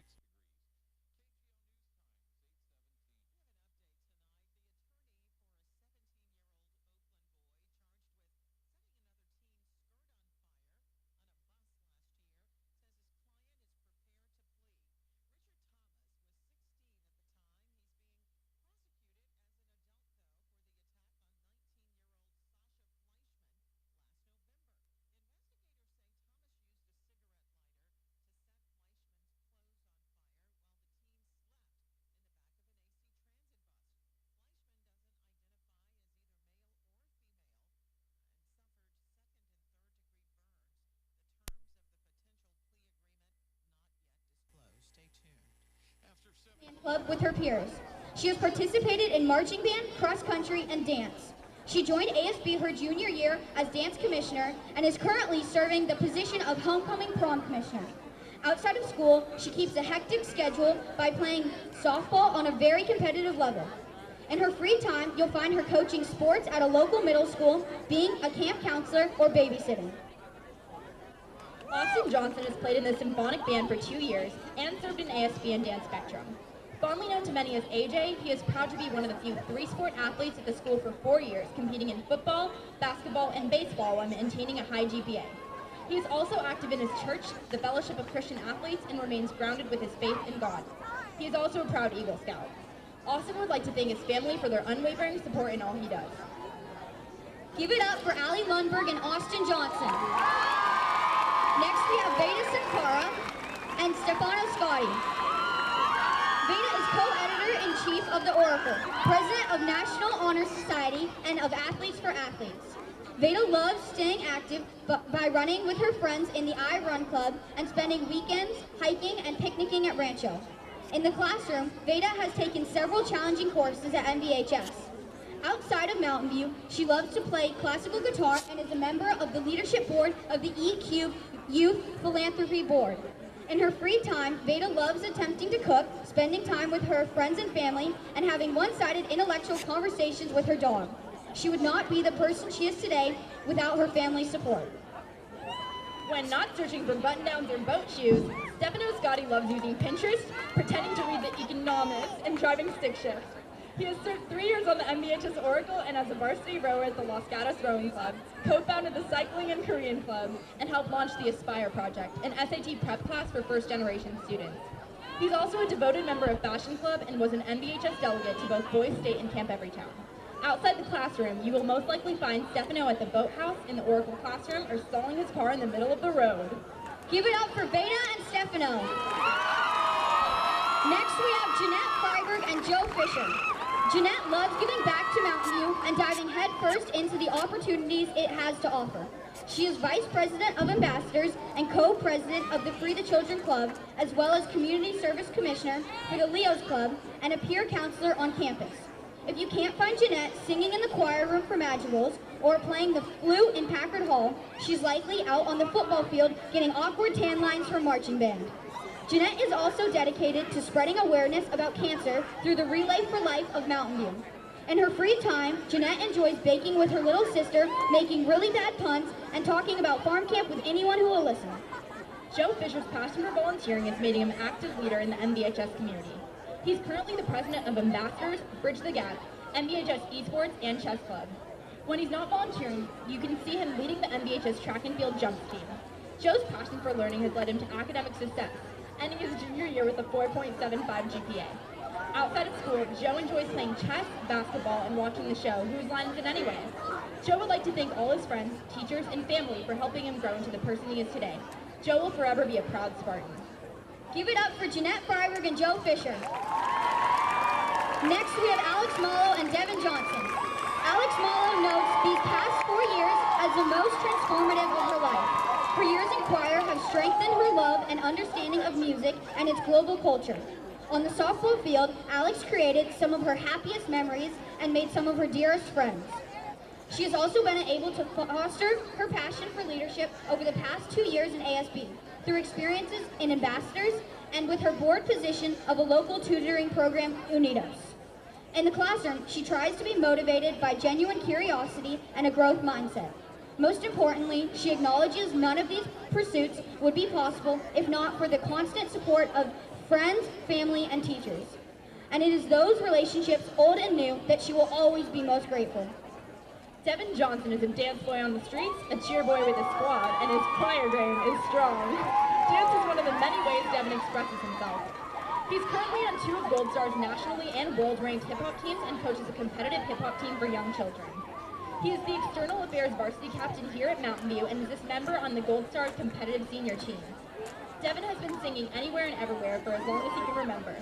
His love of music has kept him in the MVHS choral department since his freshman year, and he is now starting his 3rd year of touring with our award-winning Magical Choir.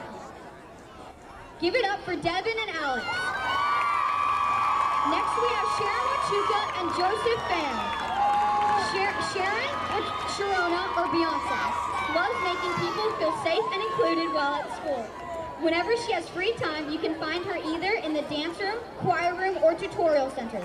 In Dance Spectrum, Sharon has become a choreographer, breakdancer, and drummer, and in this made long-lasting friendships and gained immense confidence by being voted most inspirational dancer in her class. Sharon's love and talent for singing is expressed through performances in the rally, music bowl, and choir concerts. She is involved in ASB, where she is in charge of planning Camp Everytown and enjoys playing guitar and an occasional ukulele. Joseph Band is involved in a variety of activities at Mountain View High School. He's the co-president of the breakdancing club Modern Movements, as well as the Dragon Boat Club. In his free time, he enjoys hanging out and dancing with his friends at downtown Mountain View or going to the gym to make some serious gains. When he is not dancing or paddling, Joseph likes to have deep combos with his family and friends, listen to K-pop, and dominate at Super Smash Bros. Give it up for Joseph and Sharon.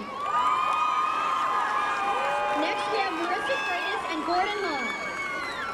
Marissa has been a dedicated member of the choir department and is excited to be a part of Madrigals this year. Marissa has also been a part of Ambassadors.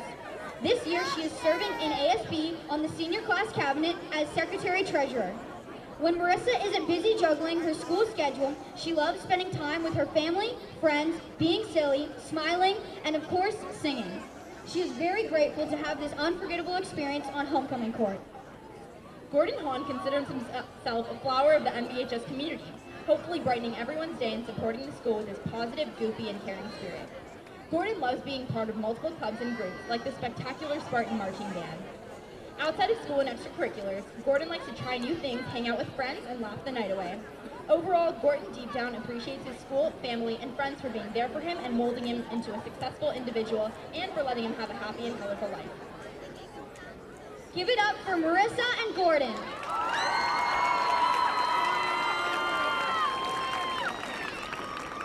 Next, we have Jamie Osborne and Frank Kapp. Jamie is so humbled to have had the opportunity to meet all of the beautiful people here at Mountain View High. Her favorite hobbies include napping, laughing, and eating. In school, Jamie is involved in 3 clubs: the National Arts Honor Society, Ambassadors, and the Silent Majority.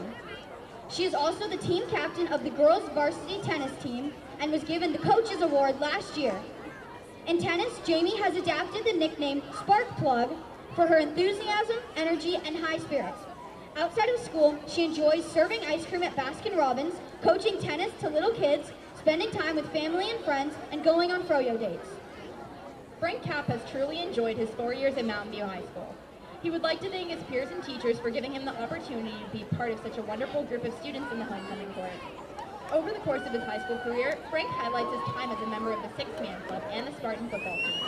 Around campus, you can usually find Frank with a smile on his face, laughing with the rest of the senior class in the back parking lot. In the future, Frank plans to attend a 4-year university to study business. He hopes to one day be able to live in a community just like Mountain View. Give it up for Frank and Jamie. Homecoming Court would like to thank the Mountain View High School community, their teachers, friends, and family for their continued support and love throughout the years. We love you. Please give it up for Homecoming Court 2014. Now, we would like to announce the Homecoming Court 2014 winners. MVHS Homecoming Court 2014 to 2015 King and Queen are Natalie Lilly and Devin Johnson.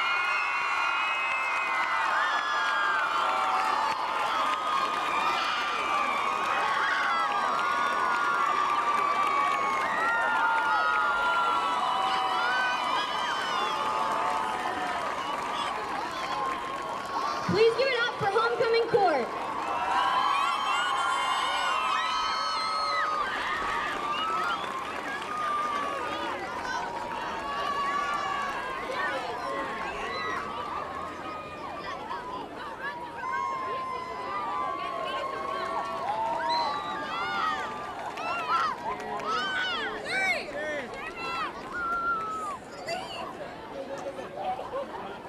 Now we would like to introduce Mountain View High School Dance Spectrum.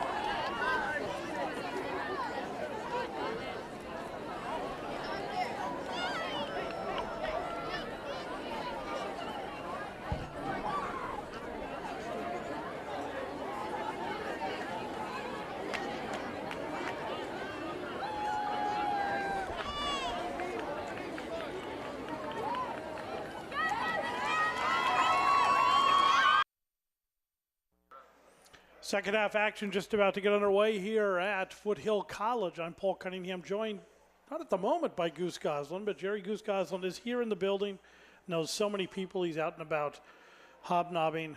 We'll take a look at the schedules for these two teams. Mountain View's schedule, you see they beat Del Mar 31-10, 15-0 over Evergreen Valley. Their lone loss was to San Mateo 31-13. Beat Gunderson 32-13, and then last week beat Cupertino 27-20. For Los Altos, they lost to Soquel 33-13, beat Marina 20-0. Big loss to Burlingame 56-17, but then turned right around and rolled Lynbrook 61-12. And that brings us to tonight, and we're just about to get started here in the second half, as lining up to kick it off is a nice kick by Schoner down to the 5-yard line. A pitch back and some room to roam for Johnson as Johnson gets out to midfield, and he's brought down in Los Altos territory at the 45-yard line. A pitch on the play from Eric Cortinas to Austin Johnson. Johnson is brought down the 49. Another look at it as you'll see the pitch there back at about the 12-yard line, and then Johnson with some room to go just takes it up. A nice run there by Austin Johnson. Gets out over the 50-yard line to the 49, where Mountain View will set up 1st and 10. Butters is under center. Butters looks to throw, has time, and now is brought down. Oh my, coming through on the inside for Los Altos was number 76. That was Tonga Ketty. Another look at it. And boy, Ketty just came straight through and got right to him. So it'll be second down and about 17 now for Mountain View.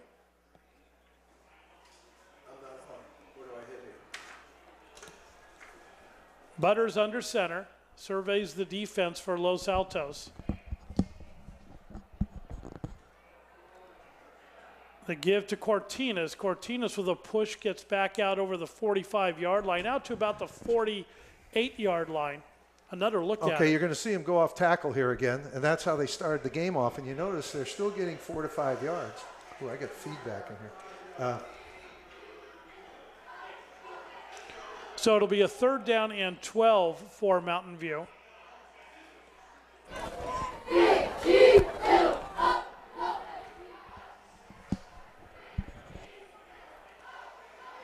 Butters under center. They go for a reverse. There's a flag down, and the flags kill the play, so it'll be against Mountain View. As they had a lot of motion. They had multiple people. Now they're going to say offsides. Offsides against Los Altos. Wow.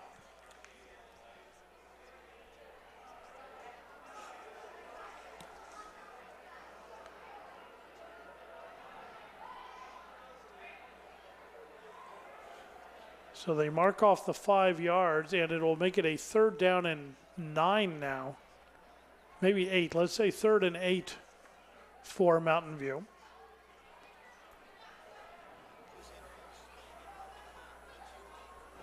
The clock ran during all of that, so it's now down to 9:40. As they never stopped it. Butters back to pass, has time. Looks like he's trying to set up a screen. Now he's in trouble. He's way back behind the line. Big trouble. Trying to break away, doesn't throw it away, simply takes the sack. Boy, once he's outside the box, all he has to do is throw it out of bounds. as long as he gets it up to the line of scrimmage. Another look So at here it. we go. He's a straight drop back, and his looked like it was going to be a screen. He was going to throw a screen to the left, and then they bottled that up. Thanks, Larry.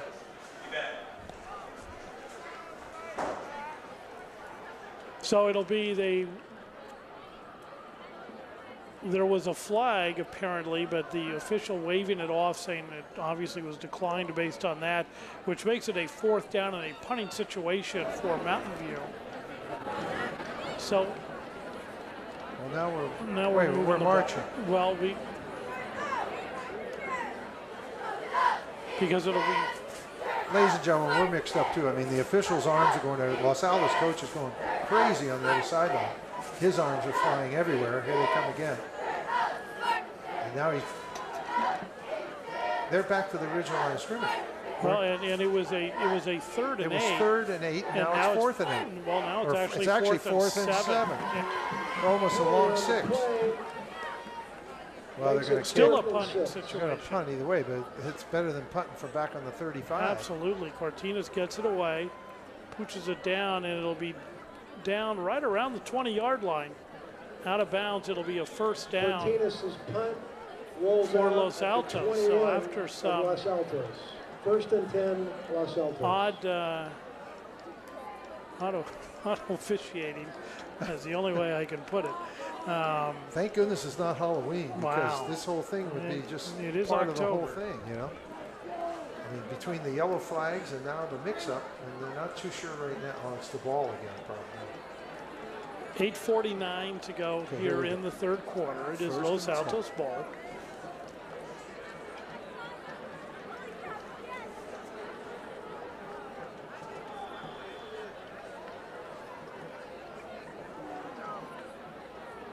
It is still Higuereta at quarterback. Cano has not come back in.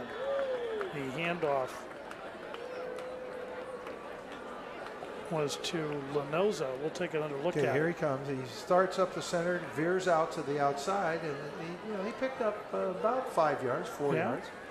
It'll be 2nd down and 6. That's a 4-yard gain. It's reverberating. To the Los Altos 24, 2nd and 6. 2nd and 6. Higuereta out of the shotgun.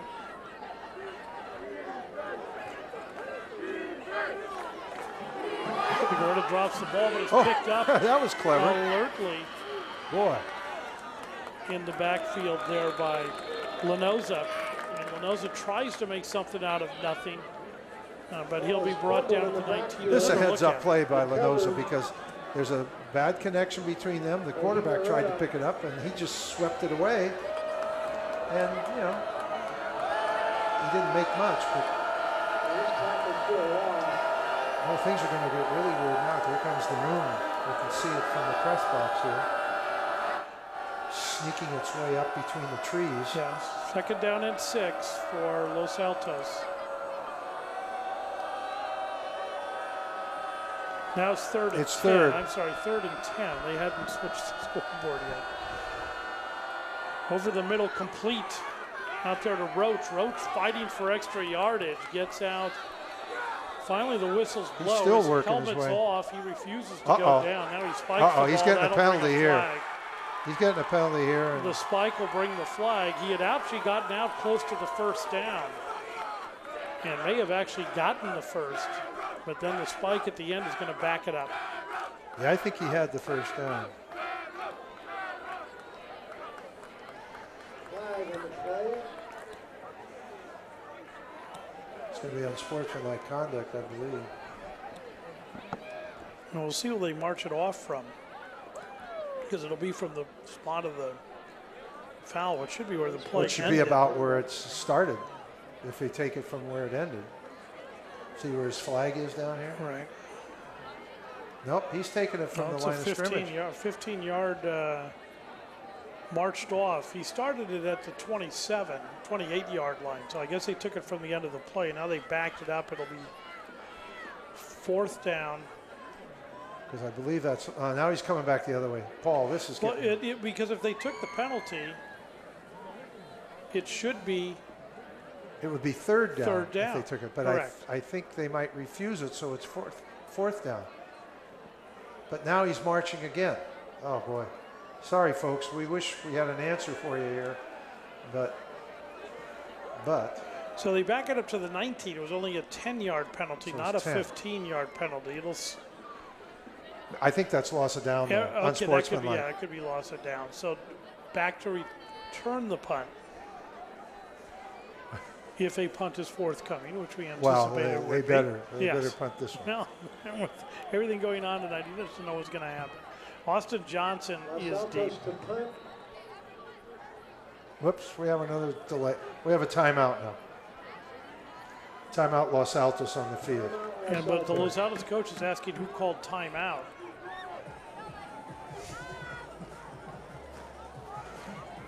And they're going to talk about it. Good While idea. they're going to talk about it, we're going to let you know that KMVT thanks our sponsor, the Palo Alto Medical Foundation, for bringing you this season of high school sports coverage. Choose your PAMF doctors today. And this game is brought to you live with the help of our friends at TVU. Sports Booster.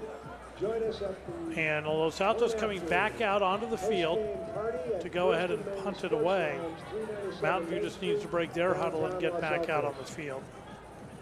As going deep to punt it for Los Altos is number 13, Matt Schoner.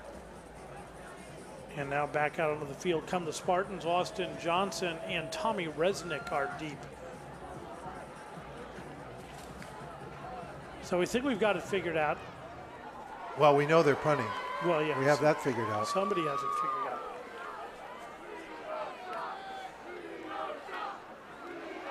Punt is away, and nice punt out towards midfield. Fair catch called for and taken there by Tommy Resnick. Smart play on his part to down it right there at the 45. Excellent field position for the Spartans, where they will take over 1st and 10.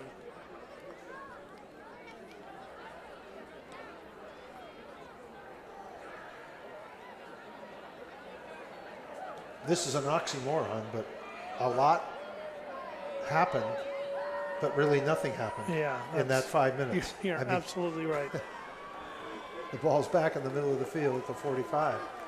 Nick Butters out of the shotgun. He looks to take it himself. Excuse me, that was not him. That was Austin Johnson in the backfield. He took the direct snap in place of their starting quarterback, and he rambles down inside the 40-yard line to about the 37. Another look at Here it. he comes on just a quarterback keeper, and he decided to go inside there. Nice little run. That'll set up the first down for Mountain View again out of the shotgun. And again, it's Austin Johnson in at the quarterback position. And now he looks to hand off to M. Shanowski. M. Shanowski tries to get to the outside. He makes a dive and gets inside the 35-yard line down to about the 34, 33 and a half. Another look at it. Okay, here's M. Chanowski going back the other way, cuts back inside to number 3, which was a good move. And number 10, as usual, has been there all night, Dione Malay. We've got a man down on the field. It's Sean Mountain View. Oliver at about the 23-yard line. They're checking him now. I believe that's M. Chanowski's first run tonight, isn't it? No, second. Is that his second? He ran for 14 on the first 14 play on of the the first game, one, yeah. and I think this is the first time we've seen him run it again. Because he does a good job going both ways. I've been watching him on defense. He's that outside linebacker, and he's been filling some holes pretty quickly. So we have somebody face down over here. Yeah, it's still Sean Oliver down on the 22-yard line. We probably should tell the folks, we saw at halftime that number 1 for Mountain View, Irving Ramirez, who was injured earlier in the game, it appears that it was his ankle, as it turned out, because he had an ice bag on his ankle and his shoe off, and was trying to make his way down to the trainer's table. That was very astute of us halftime. to see that, figure that out. Yeah, because it looked like a head injury It did. earlier. It did. As he was shaking his head. There's our moon coming up over the folks' head over there through the trees at Foothill College. And Irving Ramirez is actually standing on the sidelines now watching. Yes, first, because but I think it almost looks like he has tennis shoes on. Yeah, he's definitely not coming back into the game, but it's good to see him up and on his feet. So, because he sat, like Paul said, he did not change his position after he came out of the game. various shots of the moon that we can get now as we hope that Sean Oliver is all right. He has rolled over from his stomach to his back, but still not getting up. So a break in the action, 6:36 to go here in the third quarter. 7-0 Los Altos.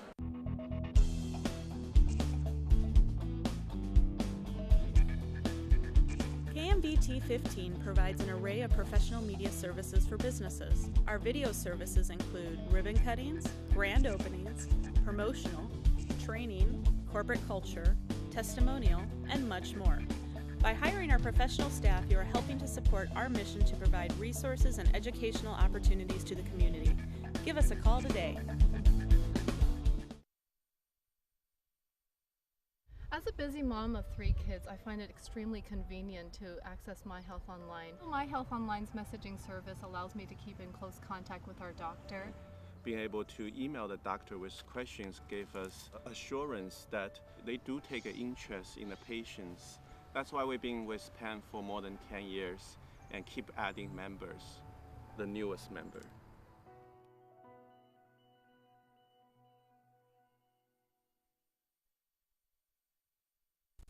Hi, I'm Lieutenant Colonel Nicole Malachowski, a U.S. Air Force Fighter Squadron Commander and the first woman pilot with the United States Air Force Aerial Demonstration Team.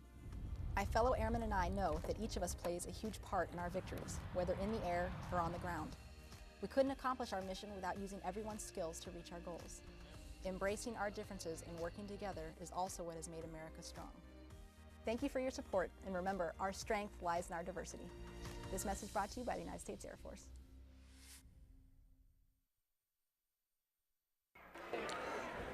Back to action here at Foothill College as Sean Oliver was able to, as you see there, make it off the field under his own power. Gingerly walk off. Gingerly. Nope, now he's picked up his speed. Look. Oh, no. So we break the huddle. It'll be 2nd down and 6 for Mountain View as they wind the clock. Coming to the outside, good hole, 1st down and more. As getting down inside the 25-yard line is Austin Johnson.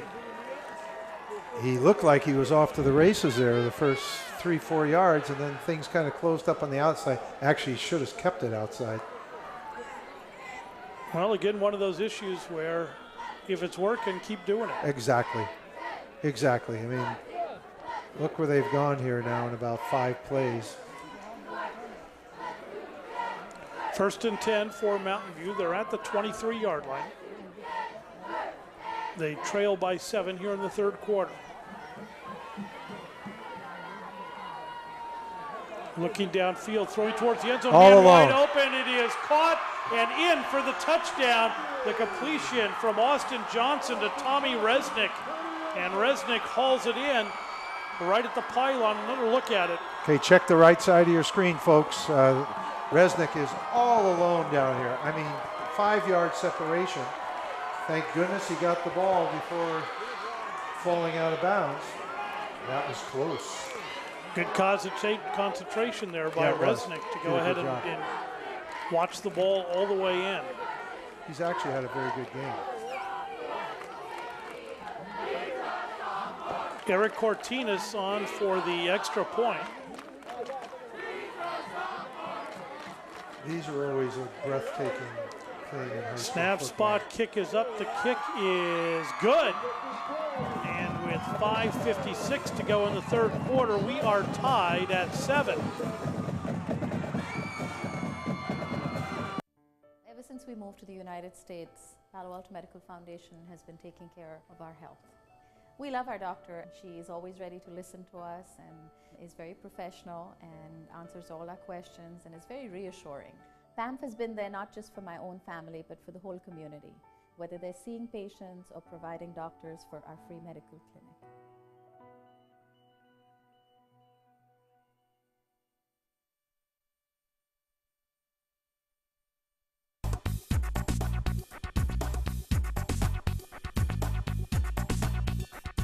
Since 1982, KMVT15 has been providing media resources to the community. Yearly, we train over 300 youth through our video camps. We offer classes in all areas of media, from video to editing, photography, graphics, and much more. KMVT15 is your community resource, connecting communities through media.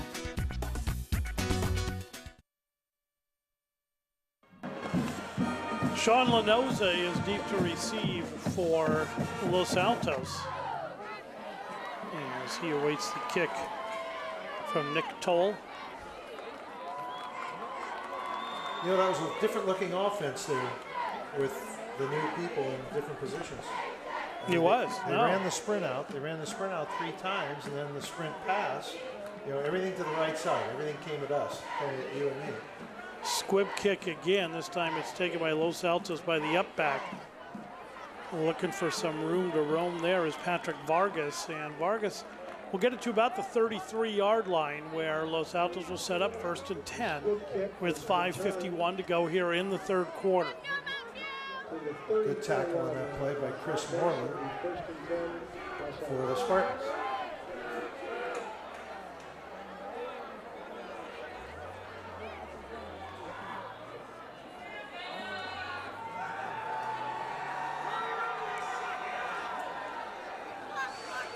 Higuereta at quarterback.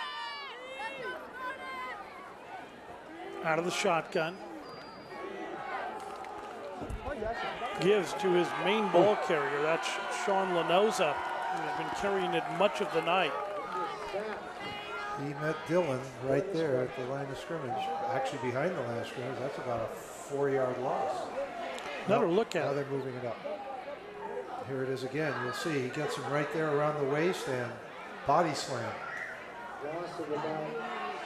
So they'll spot it at the 31-yard line. It'll be a 2nd down and about 12. 4 yards.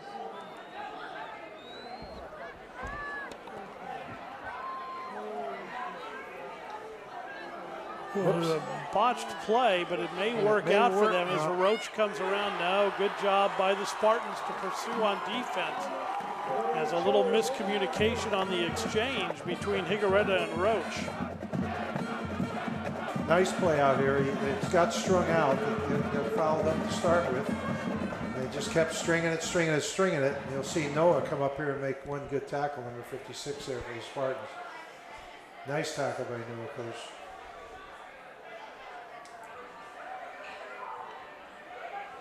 Well, now we have number 1 and 24, both from the Spartans, sitting on the bench with no helmets. So 3rd and 15. Higuereta looks, throws downfield, has a man, but it's intercepted. Nice pickoff there. Once again, this is Resnick, who had the touchdown catch, and now Resnick comes up big, intercepting that ball at the 50-yard line. Watch this tackle here in the backfield on the quarterback, just as he threw the ball by Matt McCarthy, and it was a clean hit. He still had the ball in his hand, and the official immediately put his hands out to the side to indicate legal hit. So we have a man down at the 15-yard line. I'm really surprised that he's got a cramp. I would have thought that was getting the wind knocked out of him, because he took a pretty good hit there.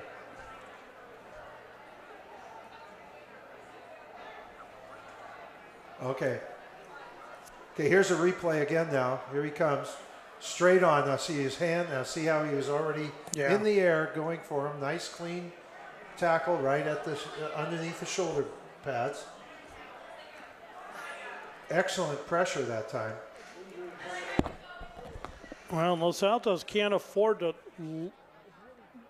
lose Higuereta, as Higuereta is their 2nd quarterback of the day. Kyle Gano went out with an injury in the first half, and now all eyes are on Higuereta to see how he's going to do coming out of here, as Los Altos will now have to look for a 3rd quarterback. He's going to get up now. I think he'll be okay. It just seemed like they were trying to stretch him out, his right leg. maybe he landed funny on it when he got planted there. He's walking pretty good off the field. Yeah. It might just be a cramp or something. We hope something along those lines, nothing serious. So it will be Mountain View football at the 50-yard line.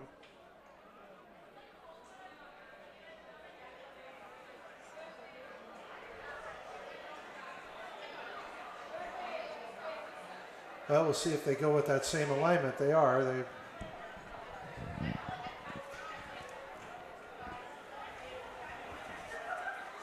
Johnson at quarterback. Johnson fakes to M. Shanowski, takes it himself. Good job staying home by Los Altos to wait for him to come towards him. That was number 79. That's Philip Almeida.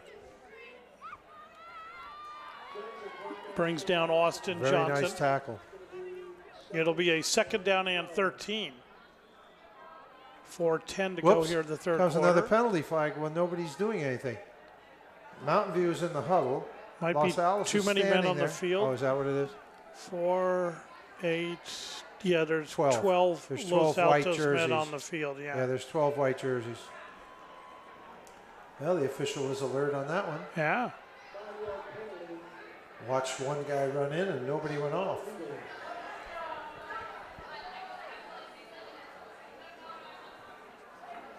That is signs of the Oak Grove game again, too. Yeah. Oh, that was a direct snap to the blocking back. That was number 44, Chris Moreland. Moreland. Yeah, that was a new look right there. Moreland with a good head of steam on that. It's no different. It's still off tackle play, but instead of snapping it to the deep man, they snapped it to the blocking back. Another look right there, and you see Moreland dragging tacklers along with him. He got down inside the 40-yard line. Another 1st down for Mountain View.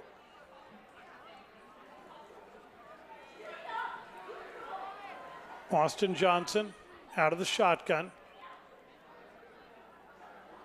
Again to Moreland. And again, he tries to get off tackle and pushing the pile forward and picking up positive yardage. Looked like he was stopped for about a 1-yard gain and turns it into a 4-yard gain. To put it mildly, watch this play. There's no hole here, really. Look at that. One guy's got his shirt, 4 guys on him, and 5. We can't keep up with all of them. But he surged for a good 3.5 yards. 2nd and 6.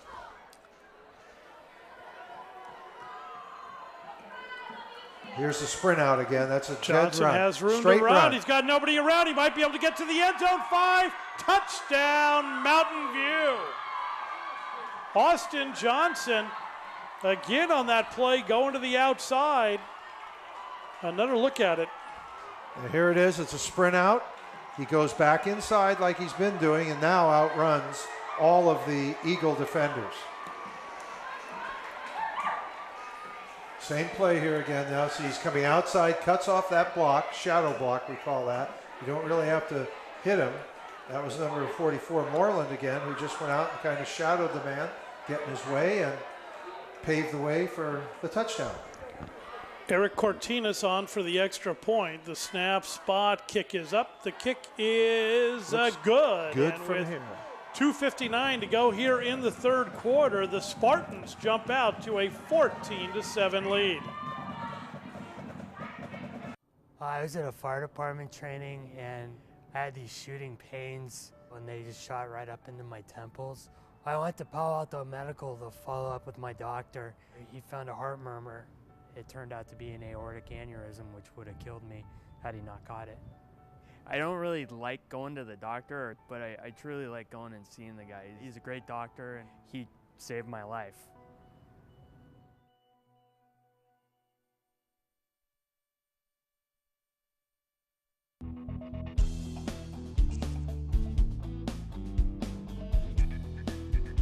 KMVT15 provides an array of professional media services for businesses. Our video services include ribbon cuttings, grand openings, promotional, training, corporate culture, testimonial, and much more. By hiring our professional staff, you are helping to support our mission to provide resources and educational opportunities to the community. Give us a call today.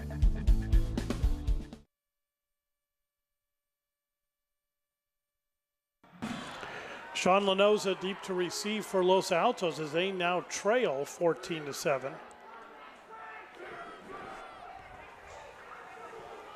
Kick is away. It's a pooch kick that hits one of the up linemen. Hit number 55. Boy, a line drive right into Meza, Julian Meza. And luckily it came straight down. You'll see it come straight down. And we can't see exactly who. Alexander Bowie recovered it. Oh, Bowie did? Yeah. Okay. Wow. That is not what they wanted, ladies and gentlemen. No, and it's first down for Los Altos at their own 48-yard line, so great field position. You like to make the other team go 80 yards if you can each time. It looks like it might be Higueretta's. Is that 11 back in there? No, it looks like it's Lanoza now at quarterback.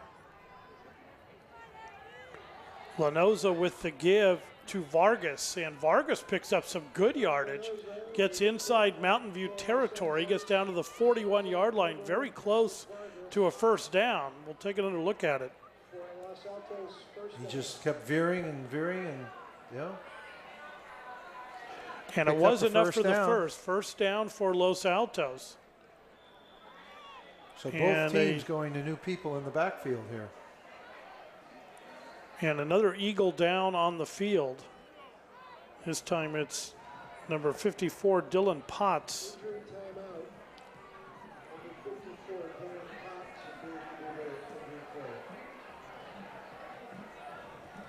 There's 2 minutes 43 seconds to go here in the third quarter. Potts looks like he's going to try to get up, but not. I know it looks like don't know what it is, but all the appearances seem to be a cramp. Cramps again, and it's not a warm night. It's not that. Yeah, you're right. It's not that warm, but those cramps are coming out.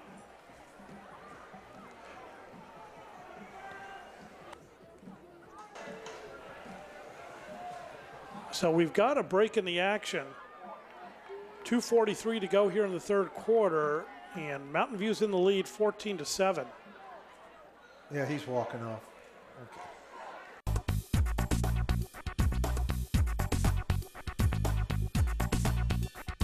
Since 1982, KMVT15 has been providing media resources to the community.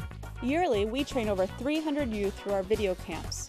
We offer classes in all areas of media, from video to editing, photography, graphics, and much more. KMVT15 is your community resource, connecting communities through media.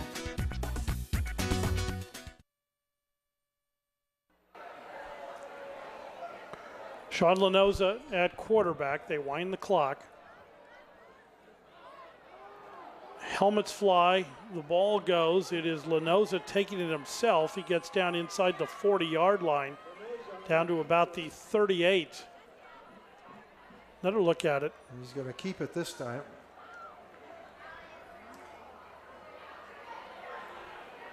Boy, that helmet sure came flying out. Yeah, that was awful quick coming off. So they're going to spot at the 39-yard line. A pickup of about 3. It'll be second down and 7.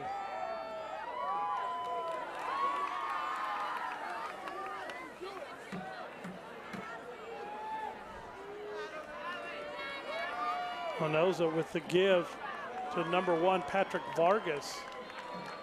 Just bullying his way sideways. Picked up probably 2 yards. They'll spot it at the 37-yard line. Third and a long 6. So Los Altos on their third quarterback of the night. Not something that Coach Trevor Pruitt would have envisioned. You never want to get down to your third quarterback.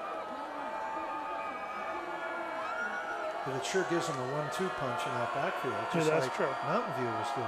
You know, all of a sudden there's different people in different spots, but they're quick, and they're getting the ball through the line of scrimmage. We give to Vargas. Vargas will They're get holding him up in the air. down to the 35-yard line, hoisting him on their shoulders, and the game's not even over. Another look at it. Okay, here we go. There's the inside handoff, and he's going out between the tackle and the end, cuts it back in, and there's a host of Spartans there. We can't see any numbers there. 74 looked to be the main one there. Matt McCarthy started the whole thing. It is 4th down. You know, it would appear that Los Altos is going to go for it here. Yeah, they would have to here on their side of the 50. They're not going to give the ball up without trying for the first down. Little confusion getting the formation set up. They're counting down. They're going to almost run out of time here. Whoop. Muff on the snap. Lanoza in Stay trouble. outside. Lanoza has some receivers to the outside. Now he throws it downfield and almost tipped up in the air and brought down. There has to be flags there is because a flag down. Lineman downfield. I mean, number 58 almost caught the ball. Another look at it here. You'll see it here. See everything. Oh, that could be a face mask right there. But see right here, he flips it out, and there's the ball, and 58's right next to number 1, and he's a lineman. Cannot be there. Anytime you flip the ball out like that, that's when a coach just cringes. They got the face mask, I believe. Well, they are marching it off against And it's Mountain 15, View. so I'm assuming they saw the face mask penalty. It is. It's a face mask against Mountain View. And it'll give Los Altos a first down. They'll be inside the 30, placing the ball at the 26-yard line. There's 11 seconds to go here in the 3rd quarter. They're winding the clock, but the clock's not starting. Throws off to the side, and Roach is swarmed under, and he'll lose some serious yardage on that play as he goes back to the 33-yard line. And Austin Johnson doing it on both sides of the ball. Another look at it there. See yeah. right here, he throws it out in the flat and comes up. And with that, we've come to the end of the 3rd quarter. Mountain View in the lead, 14-7.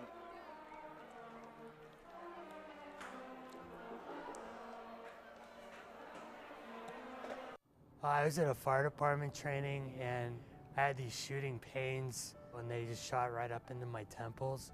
I went to Palo Alto Medical to follow up with my doctor. He found a heart murmur.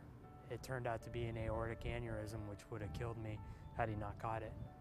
I don't really like going to the doctor, but I truly like going and seeing the guy. He's a great doctor, and he saved my life.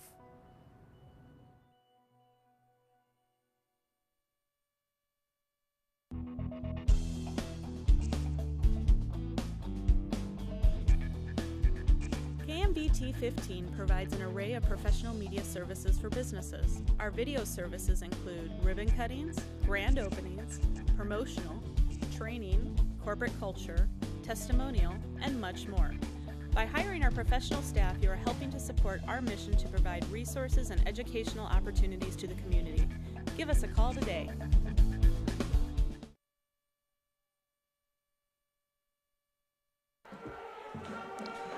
The officials holding the Eagles up from getting to the line of scrimmage. I'm not sure why.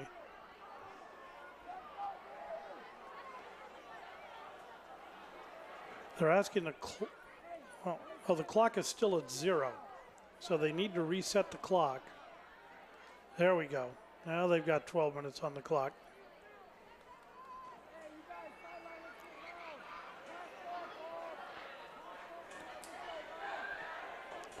Lanoza out of the shotgun. I'm sorry, Cigarette is back in. And they throw over the middle, incomplete, intended for Lanoza, but just tipped away. And it'll bring up a 2nd down and 3rd down and about 20, say 18. This is a straight drop back there, and he's throwing right down the middle. We couldn't see who tipped it. It wasn't It's just out of our viewer. So Higuereta ready.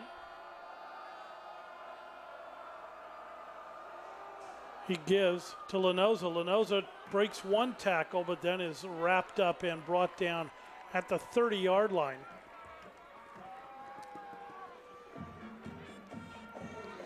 You see here, it's another grab the shirt tackle here. I've never seen so many in one game.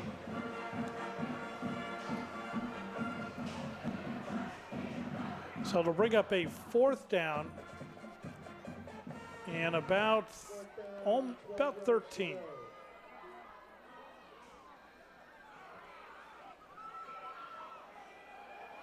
What, they're going to try a field goal? No, Higuereta's out there. Now they're just waiting for a lineman to come back out. I think they're trying a field goal. Well, they are. This will be a long one. They're giving him enough time. This will be a 47-yard attempt. Snap, spot, the kick is up. It's got a chance, but it is wide to the right. So no good on the field goal attempt. The ball will turn over to the Spartans. So a valiant attempt there by Matt Schauner. But it'll be Mountain View ball. It'll be at the 20-yard line, 1st and 10 for the Spartans. It was just wide right. It was long enough. It had the distance.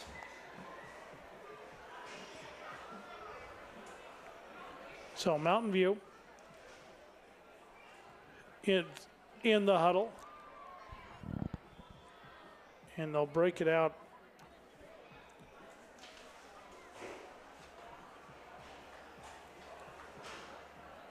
Austin Johnson takes it himself, this time going to the left side and picking up some good yardage. Still in bounds, finally brought down.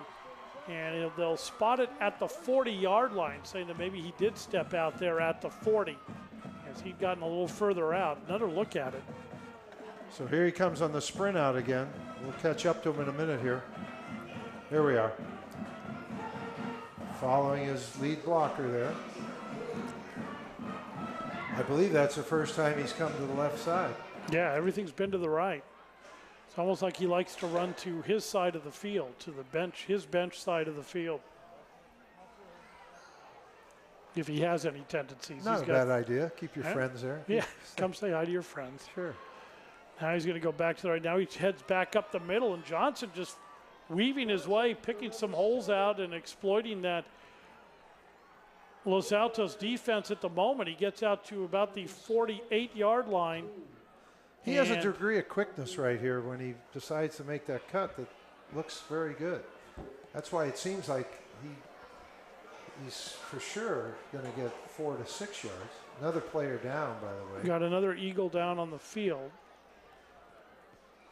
And they're rubbing his leg like another cramp. Holy crap. This is might be the same. Mind-boggling. It's his left calf. Same player who went down before. I think that's number 54.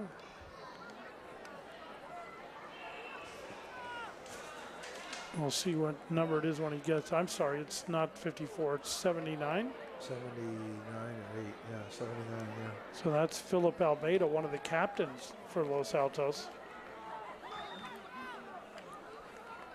Making his way off the field.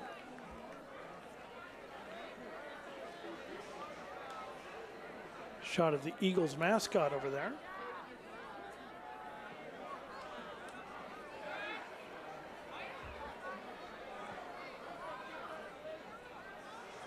So the ball is spotted at the 40, almost the 48-yard line.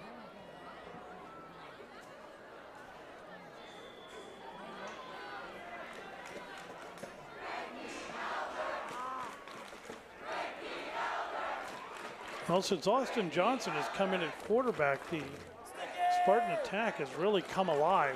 An end around to M. Shanowski. M. Shanowski trying to get out in front of guys. He's got good speed. He's got one man to beat. He stays into the end zone. Touchdown, Reagan. M. Shanowski. What a great run by Emshanowski. Another look at it. Watch him get his shoulders squared up once he gets around the corner here. Emshanowski does a great job. We can't even catch up to him there. He shrugged him off with his right hand, kept the ball on the sideline side, shrugged off another one, and into the end zone. A nice run. Here it is again. Nice run by Emshanowski. He's got good bloodlines. No part of his family, so did a good job there. He's been blocking all night and hitting people on defense, and now he finally gets a chance to carry the ball. Snap spot kick is up, and the kick is good by Nick Toll. Well, this is a different looking offense, Paul. It is. They're explosive now. 9:52 to go here in the ball game. 21-7 Mountain View.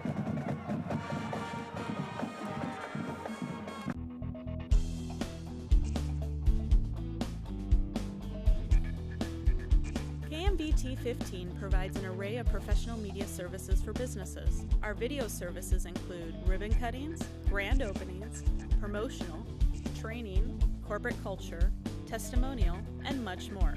By hiring our professional staff, you are helping to support our mission to provide resources and educational opportunities to the community.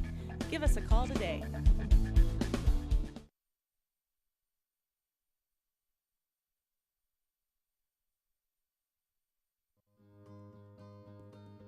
You always made sure I brushed my teeth. You told me that smart was cool. You always told me to dream big. To all of those parents who took the time to make raising their... Kick is away. Again, it's a squib kick taken by the up back. Trying to break through. He's over the 30, out to about the 33-yard line, where the returner is brought down. The ball carrier was number 16. That's Alex Rojas.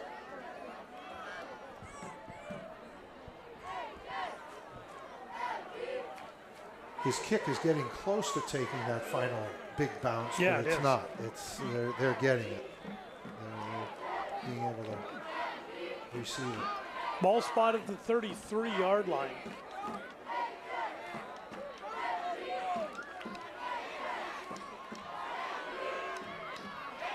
Snap. Higuereta looks to his left, throws downfield, and incomplete. It was intended for number 13, Matt Shunner.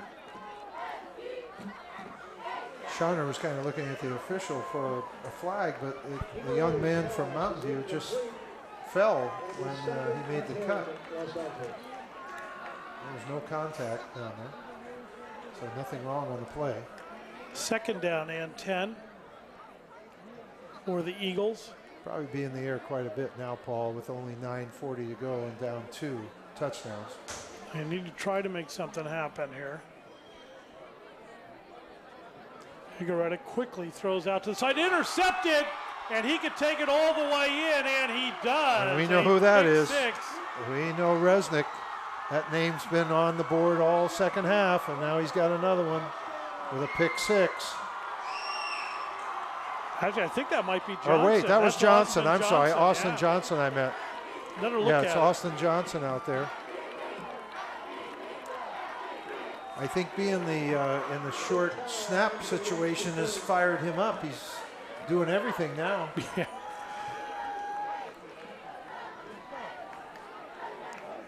He read that one nicely. As you see it there, they're throwing it out in the flat. And if the D-back stays up on his man, it's anybody's ball. And that's a long way to throw that thing. That ball's in the air 20 yards, 25 yards. Mountain View trying to get their ball out there. And now they don't need it. They have a ball. I don't think you have a special kicking Just ball kick for the point. ball.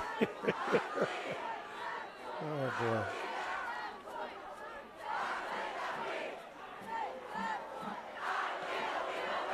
Toll for the point after the snap spot, and the kick is no good. Oh, boy. I was just going to say, I hope he makes it, because now he's going to blame it on the ball. As it was wide to the left, a break in the action, 9:35 to go in the game, and Mountain View has opened up a 27-7 lead.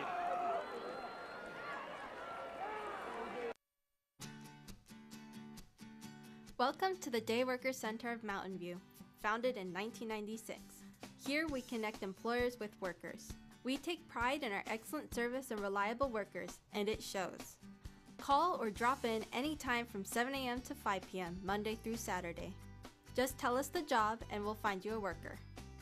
Workers can help you move, do yard work, clean, and more.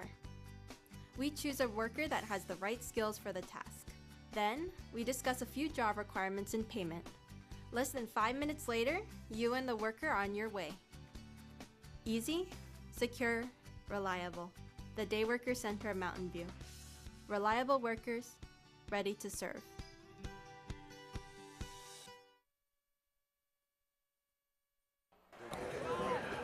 So we'll see where the kick goes this time. They have not been kicking it deep, and again, they kick it and taken by the up back. And nice job by Vargas trying to get around. And they spot the ball at the 45, right around the 45-yard line. Vargas returns the split kick to the 45. So that's a 20-yard return on the kickoff. Brings it out almost to midfield.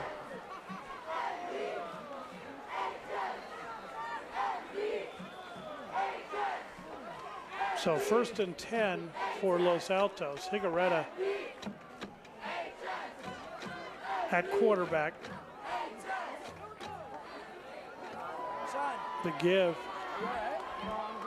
to Lenoza, and Lenoza gets over the 45 out to about the 47, 48-yard line.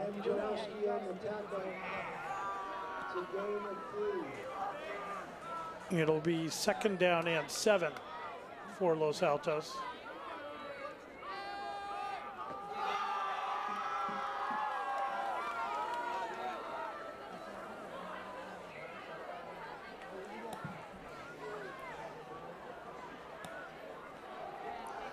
And Lenoza brought down in the backfield, and he'll lose yardage.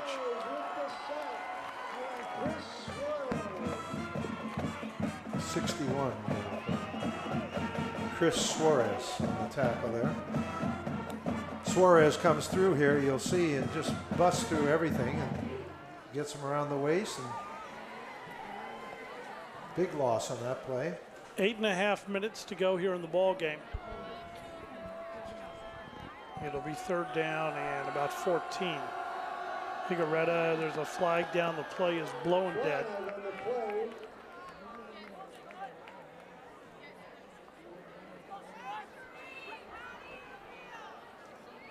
I think they finally got the right tackle. That's the one we've been watching all night, kind of jumping early. Okay.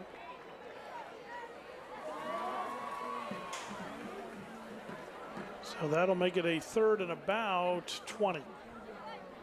They've had a few of these. Actually 18, 3rd down and 18 to go.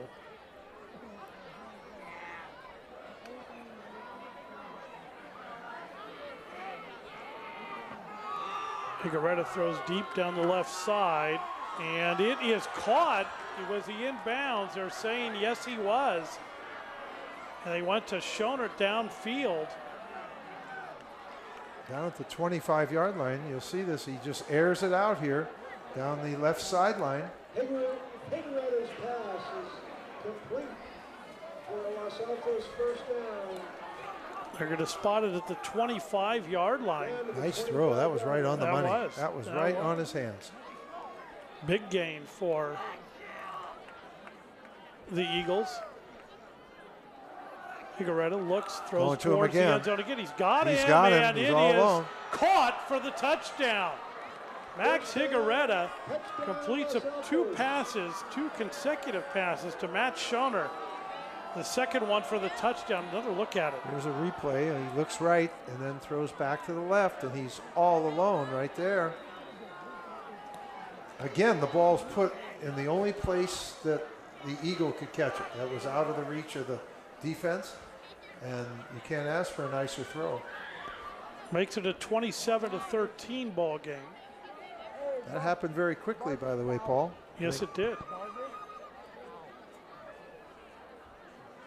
Had about an 8-yard loss and then 2 long pass plays.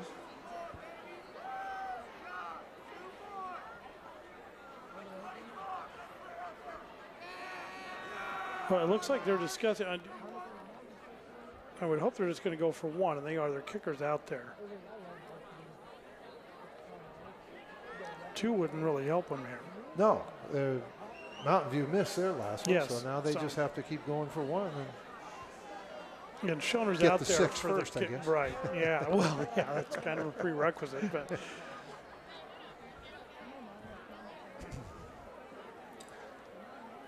Howard's set up. Shouldn't take this long. No, for it an shouldn't extra take, point. no. Then Schoner and the white hat got mixed up. Be a great way to lose your receiver and kicker. Snap, spot, kick is up. The kick Well, is he's got plenty of leg. good. And with 7:59 to go in the game, Mountain View now in the lead 27-14. 27, Mountain View.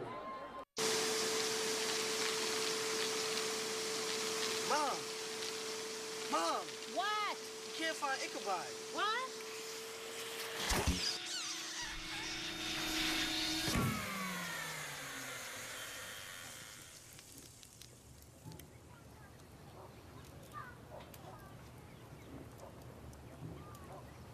You don't have to be perfect to be a perfect parent.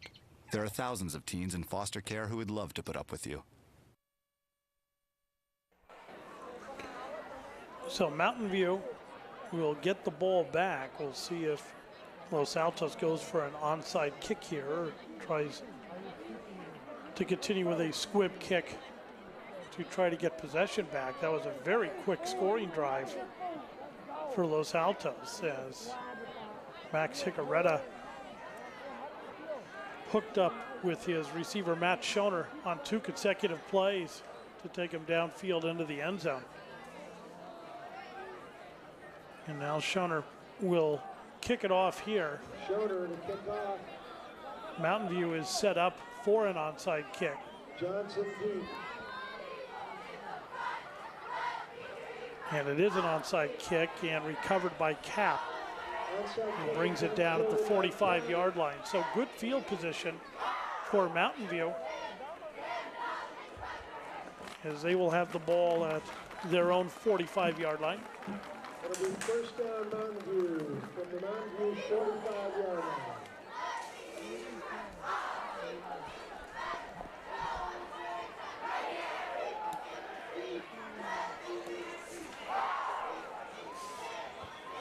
Mountain View breaks the huddle.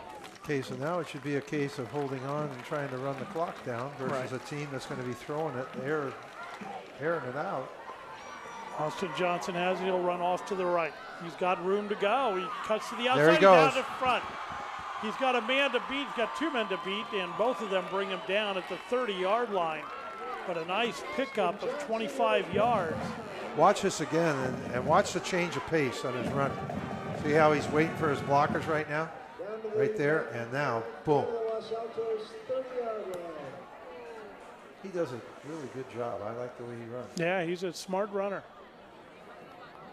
Chooses his holes wisely. Clock continues to run.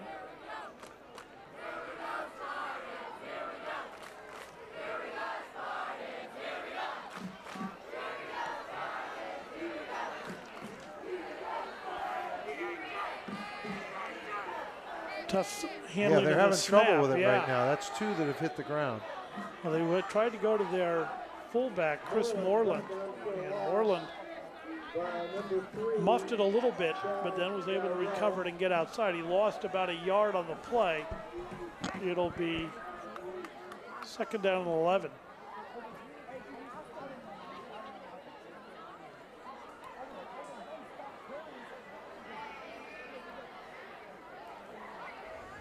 Spartans break the huddle. Doing a good job taking their time now and running time off of the clock. Johnson tries to get to the outside again, has blockers out in front of him, picks up some good positive yardage. Austin Johnson just having his way at the moment. Okay, here we go. See, that was the one before. That was the play before. And the snaps, that was 2 snaps that were on the ground.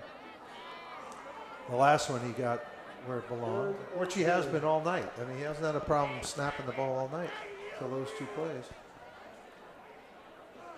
He looks a little gimpy coming up to the line of scrimmage. Oh, he's been running a lot. He's got to be getting a little tired out there.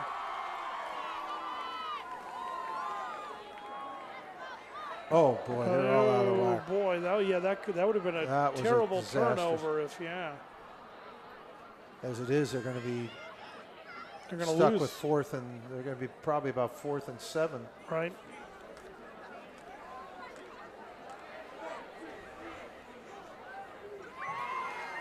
And I didn't see if Resnick went back in, because that's who they threw to that one time. Oh yeah, he's back in there. He's in there. He's in there. 5.5 minutes to go here in the game, and they may just stay there and either take a penalty to back it up and give them a little more room to punt, because it is a 4th down and 5, where they may just take a timeout right before taking the penalty. Maybe they're just going to go for it here on 4th down. I mean, certainly you couldn't blame them at the 25-yard line to go for it. I think they'll go for it. And they do take a timeout before the penalty would be called. And see what they come up with on a 4th down. Which is exactly what I thought they should have done in the first half when Los Altos had the ball. Remember they took that quick timeout down the 1-yard line with 18 or whatever it was to go? They could have done that right there and let the clock go down until Los Altos got up to the ball and then take it. But they are definitely in a 4th and go situation here. Well, we'll certainly see what they're going to go ahead and bring out here. It is homecoming for Mountain View. And a great crowd here tonight for both teams, Mountain View and Los Altos. You put these teams together and you get a good crowd. More so over here on the Mountain View side. It's part of the bleachers are full for Los Altos. Both teams back out on the field now. See what Mountain View calls here on the 4th and 5. I'm looking at sprint left. Okay. He's going right now. I would, yeah. Austin Johnson's going to run somewhere.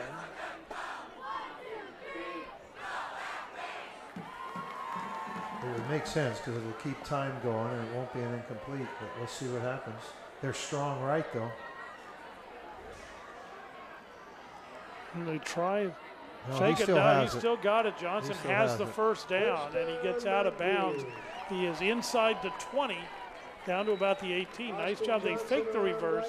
Johnson kept it, and he picks up the first down, and the drive continues. Okay, here we go. So he fakes it to 14, coming back against the grain, and gets outside and gets out of bounds. But most importantly there, he picked up the first down. So now they have 4 downs to kill 5:05 on the clock.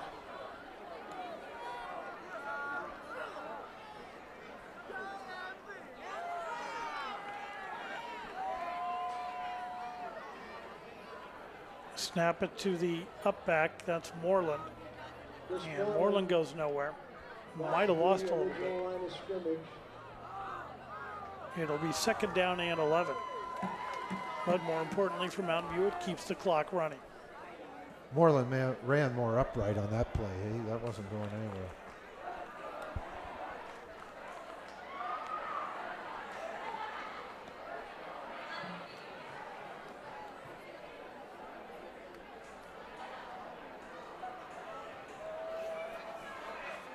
Spartans break the huddle.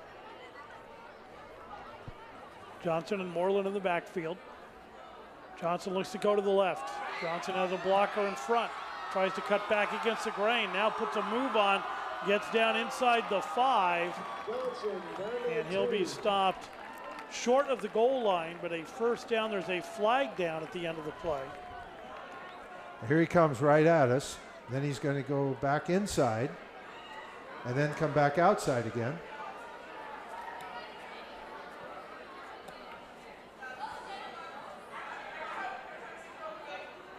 The Spartans are walking backwards. But yes. And it looks like they're going to spot it right around the 15-yard line, maybe the 14-yard line. I haven't seen a call yet. They're talking to the coach.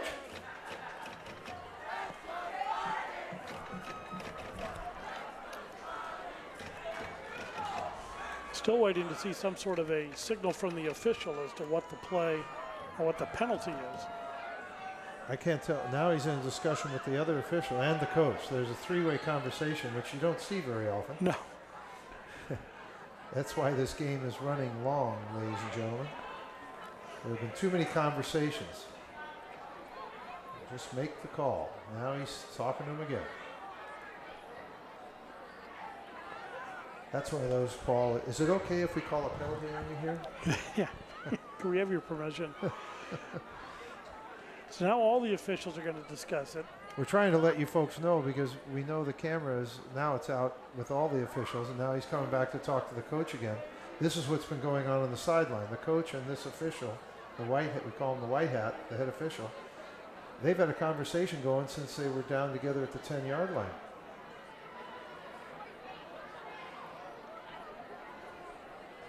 I would imagine it has something to do with the spot of the ball because the penalty is what it is.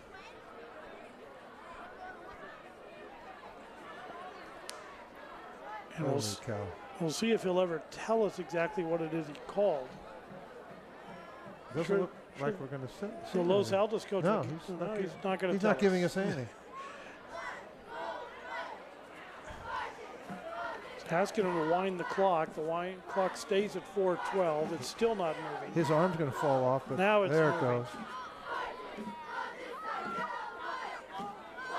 That was a phantom penalty there. Now they do give on the end around. It's That's a touchdown. Again, and Shanowski into the end zone for the touchdown. Now, if we show this play again, ladies and gentlemen, the blocker does a terrific job of taking. All right, he'll take his man. I believe it's number 17, or no, it's 61. We'll take his man 3 outside, and Shanowski goes right inside and coasts into the end zone. Here it is again. So here he comes back the other way. He goes inside of 61's block.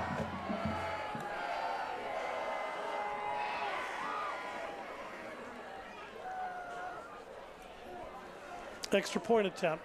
Snap, spot, kick is up. And this time, oh, the good. kick They had is the correct football that time. Good. Okay.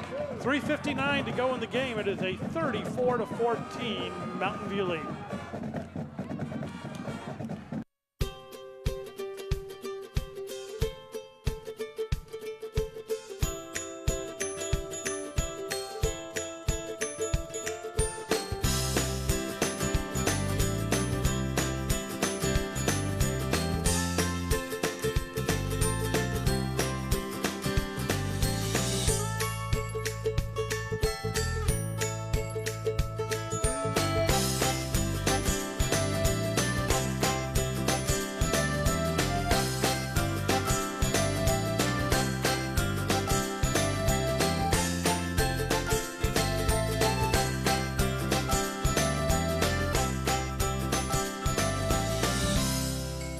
Sign up today.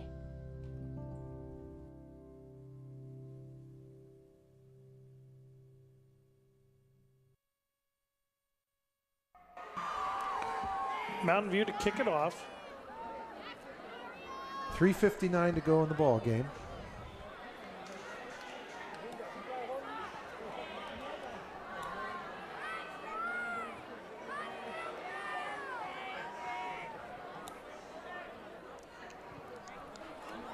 A deep kick going back and being taken by Vargas. Vargas over the 20, close to the 30, gets out over the 30 to about the, close to the 31. We'll see where they exactly spot it.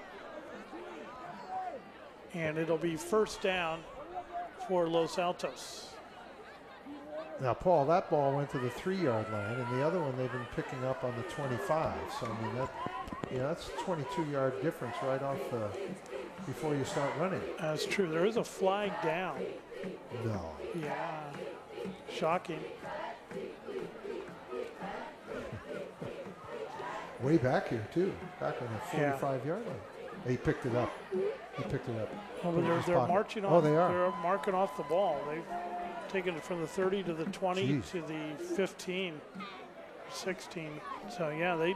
Personal foul. Personal foul. The Eagles. That takes it back to the They're going to have to wash these flags because they've been on the ground a lot today. Boy, that's for sure. First and 25.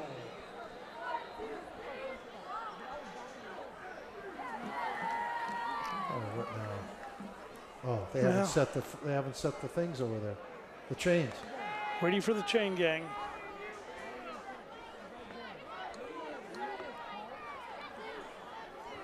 Now they're ready.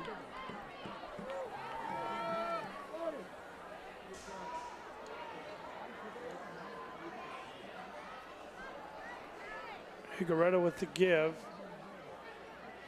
Into a pile of Spartans. Yeah, Lenoza is just met by a host of Spartans. M. Shanowski and 61. The fellow who led the charge there, Chris Suarez. No gain on the play. It'll be 2nd down and 10. Clock runs, 3:20 to go in the ball game.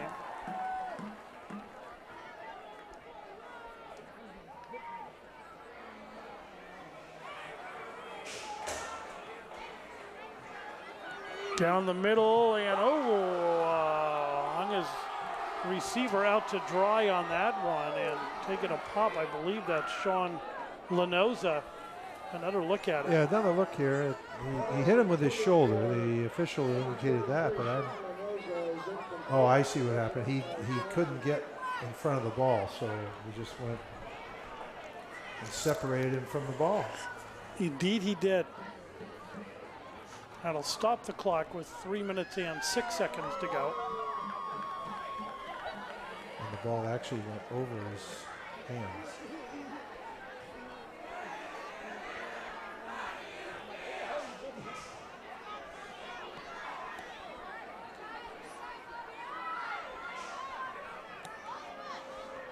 Figueroa ready. Coming our way this time. Once to his right, throws downfield. Takahara. Good play by the defensive man there. I couldn't see who it was. No, I couldn't either. They ruled it incomplete. I believe it might have been number 8 for the Spartans. They don't have an 8 there. Another look at it. Yeah, he's coming right here. So he gets his hand. He did a good job. I don't have an 8 on the program here for Mountain View. Do you have one? I do not. Because he did a nice job here. He waited and came in and put his hand out. Didn't touch the player. Made a fine defensive play. And we'd like to give him a benefit and congratulate him on that play, but we do not have him on the roster. There is one player, Chris Pena Prado, that is listed with no number here, but we don't know if that's him or not. We do not. So we'll say Yogi Berra, number 8, made a terrific defensive play. It is 4th down and a punting situation. Or I guess I could give credit to Doug Trainer on that play.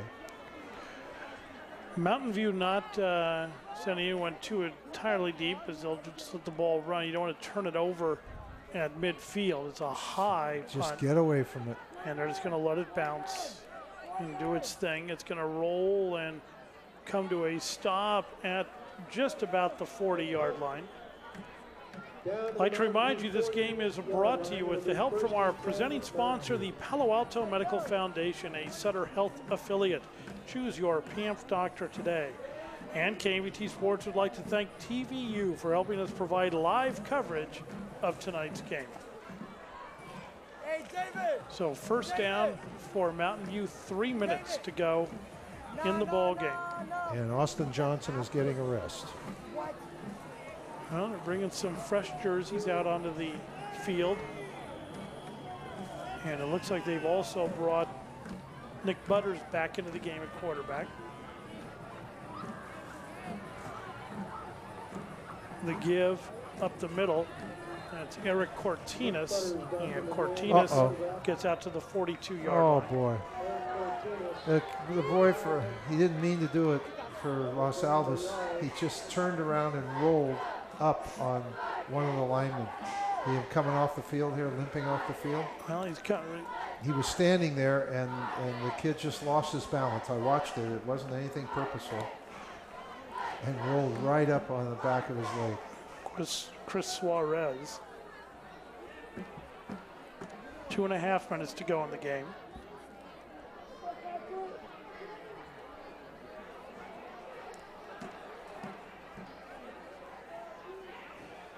The give to the up back, that's, I believe, Shanowski. And it is. Shanowski picks up about 5 yards. It'll be 2nd down and 3. Excuse me, 3rd down and 3. Under 2 minutes to go now in the game.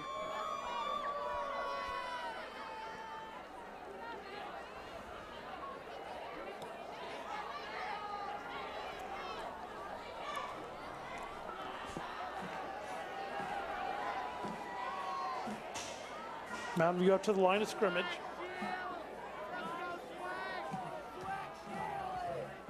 Pitch to the outside, ball's fumbled, and then coming back the other way, trying to make something of it or breaking away. He's gone. And Eric He's Cortinas gone.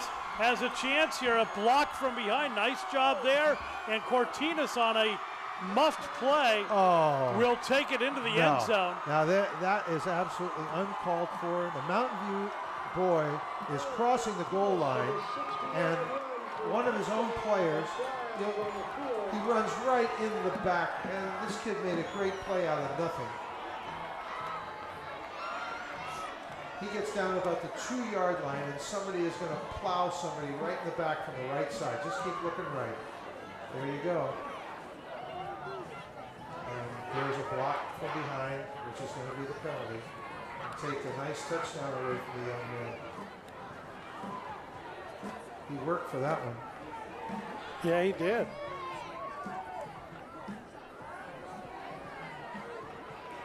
See, that block there is fine. That's not the one.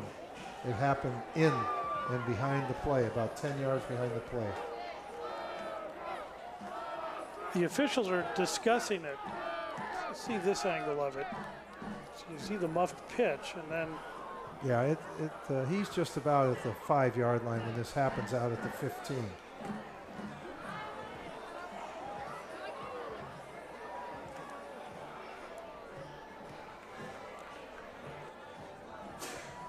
High school football.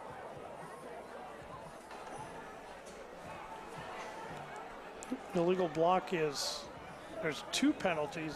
There's an unsportsmanlike conduct penalty also against Mountain View. And it appears they're going to take the unsportsmanlike conduct penalty. But I would have thought the unsportsmanlike came after the touchdown. Yeah, because it was way out. It was out at the 32-yard line or so. I mean, I would think if you're going to take the unsportsmanlike, the touchdown would count. Because they didn't do that until afterwards. Well, here goes the resource center again. Look at that. These two guys. There's 1:17 to go in the game. And Mountain View has a 20-point lead. They've broken the huddle. They're ready to go. And I believe the referee's ready to go too.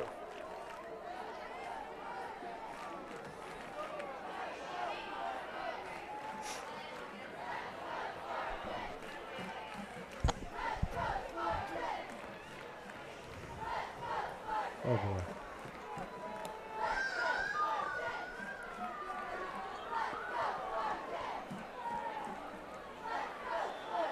I think we're ready now. Now they're going to wind the clock. But it's not starting. Oh, here we come again. No, now they stop. The linesman's coming in now. The game that would never end. Wow.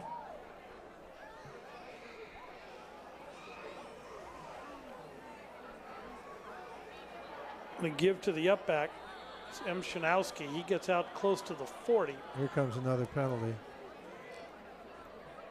Another flag on the play.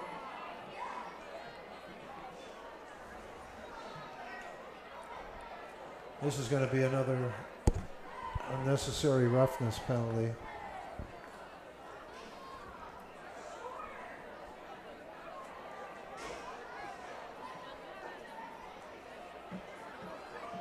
Personal foul against. Oh, it was very uncalled for. The fella came right from behind and pulled the boy down on the ground.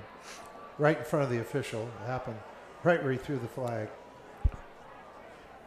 Personal foul against the Eagles. This is where you got to, First down, Mountain View. you know, you coach towards poise and just tell them, you know, guys, come on. Exactly. You know, let's just play the game. 27-yard line. I think what I'd do here, Paul, is I'd kneel down. Sure. Just kneel down. There's a minute 9 to go, and it's. Yeah, it was a 15-yarder against Los Altos for unnecessary roughness. And they are lined up in the formation to take a knee. Just take a knee. But the officials just have to let them actually run the play. play. Here comes the linesman in again. The striped shirts, I'm sorry, they have to understand that people don't pay to see them. Yeah, just let him take a knee. Just snap and take a knee, and then nobody can get hurt.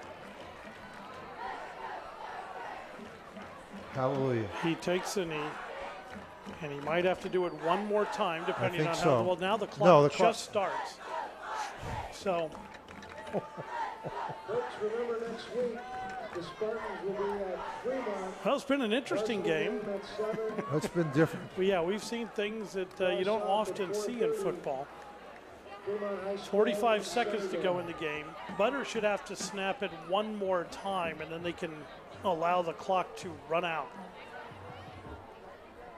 Oh, look at the official standing right over the center, so nobody can go forward. Look, see the. That's odd. Look at that. I've never seen that either. I haven't either.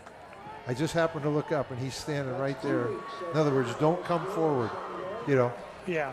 So that's it. They're shaking hands. Take the snap, and both teams will end the game. Mountain View coming out with a big victory over Los Altos as they come away with a final score of 34-14. We'd like to thank our producer-director, Bobby Chastain, our camera crew of Lisa Tesler, Robin Frank, Dylan Moreland, Ed Tico, and thanks to Mountain View High School for allowing us to come out here and bring you this ball game, and thanks to Foothill College for allowing us to also come to their campus and bring you this ball game. For all of us here at KMVT, for my good friend, Coach Goose Gosland, I'm Paul Cunningham. We'll see you next time.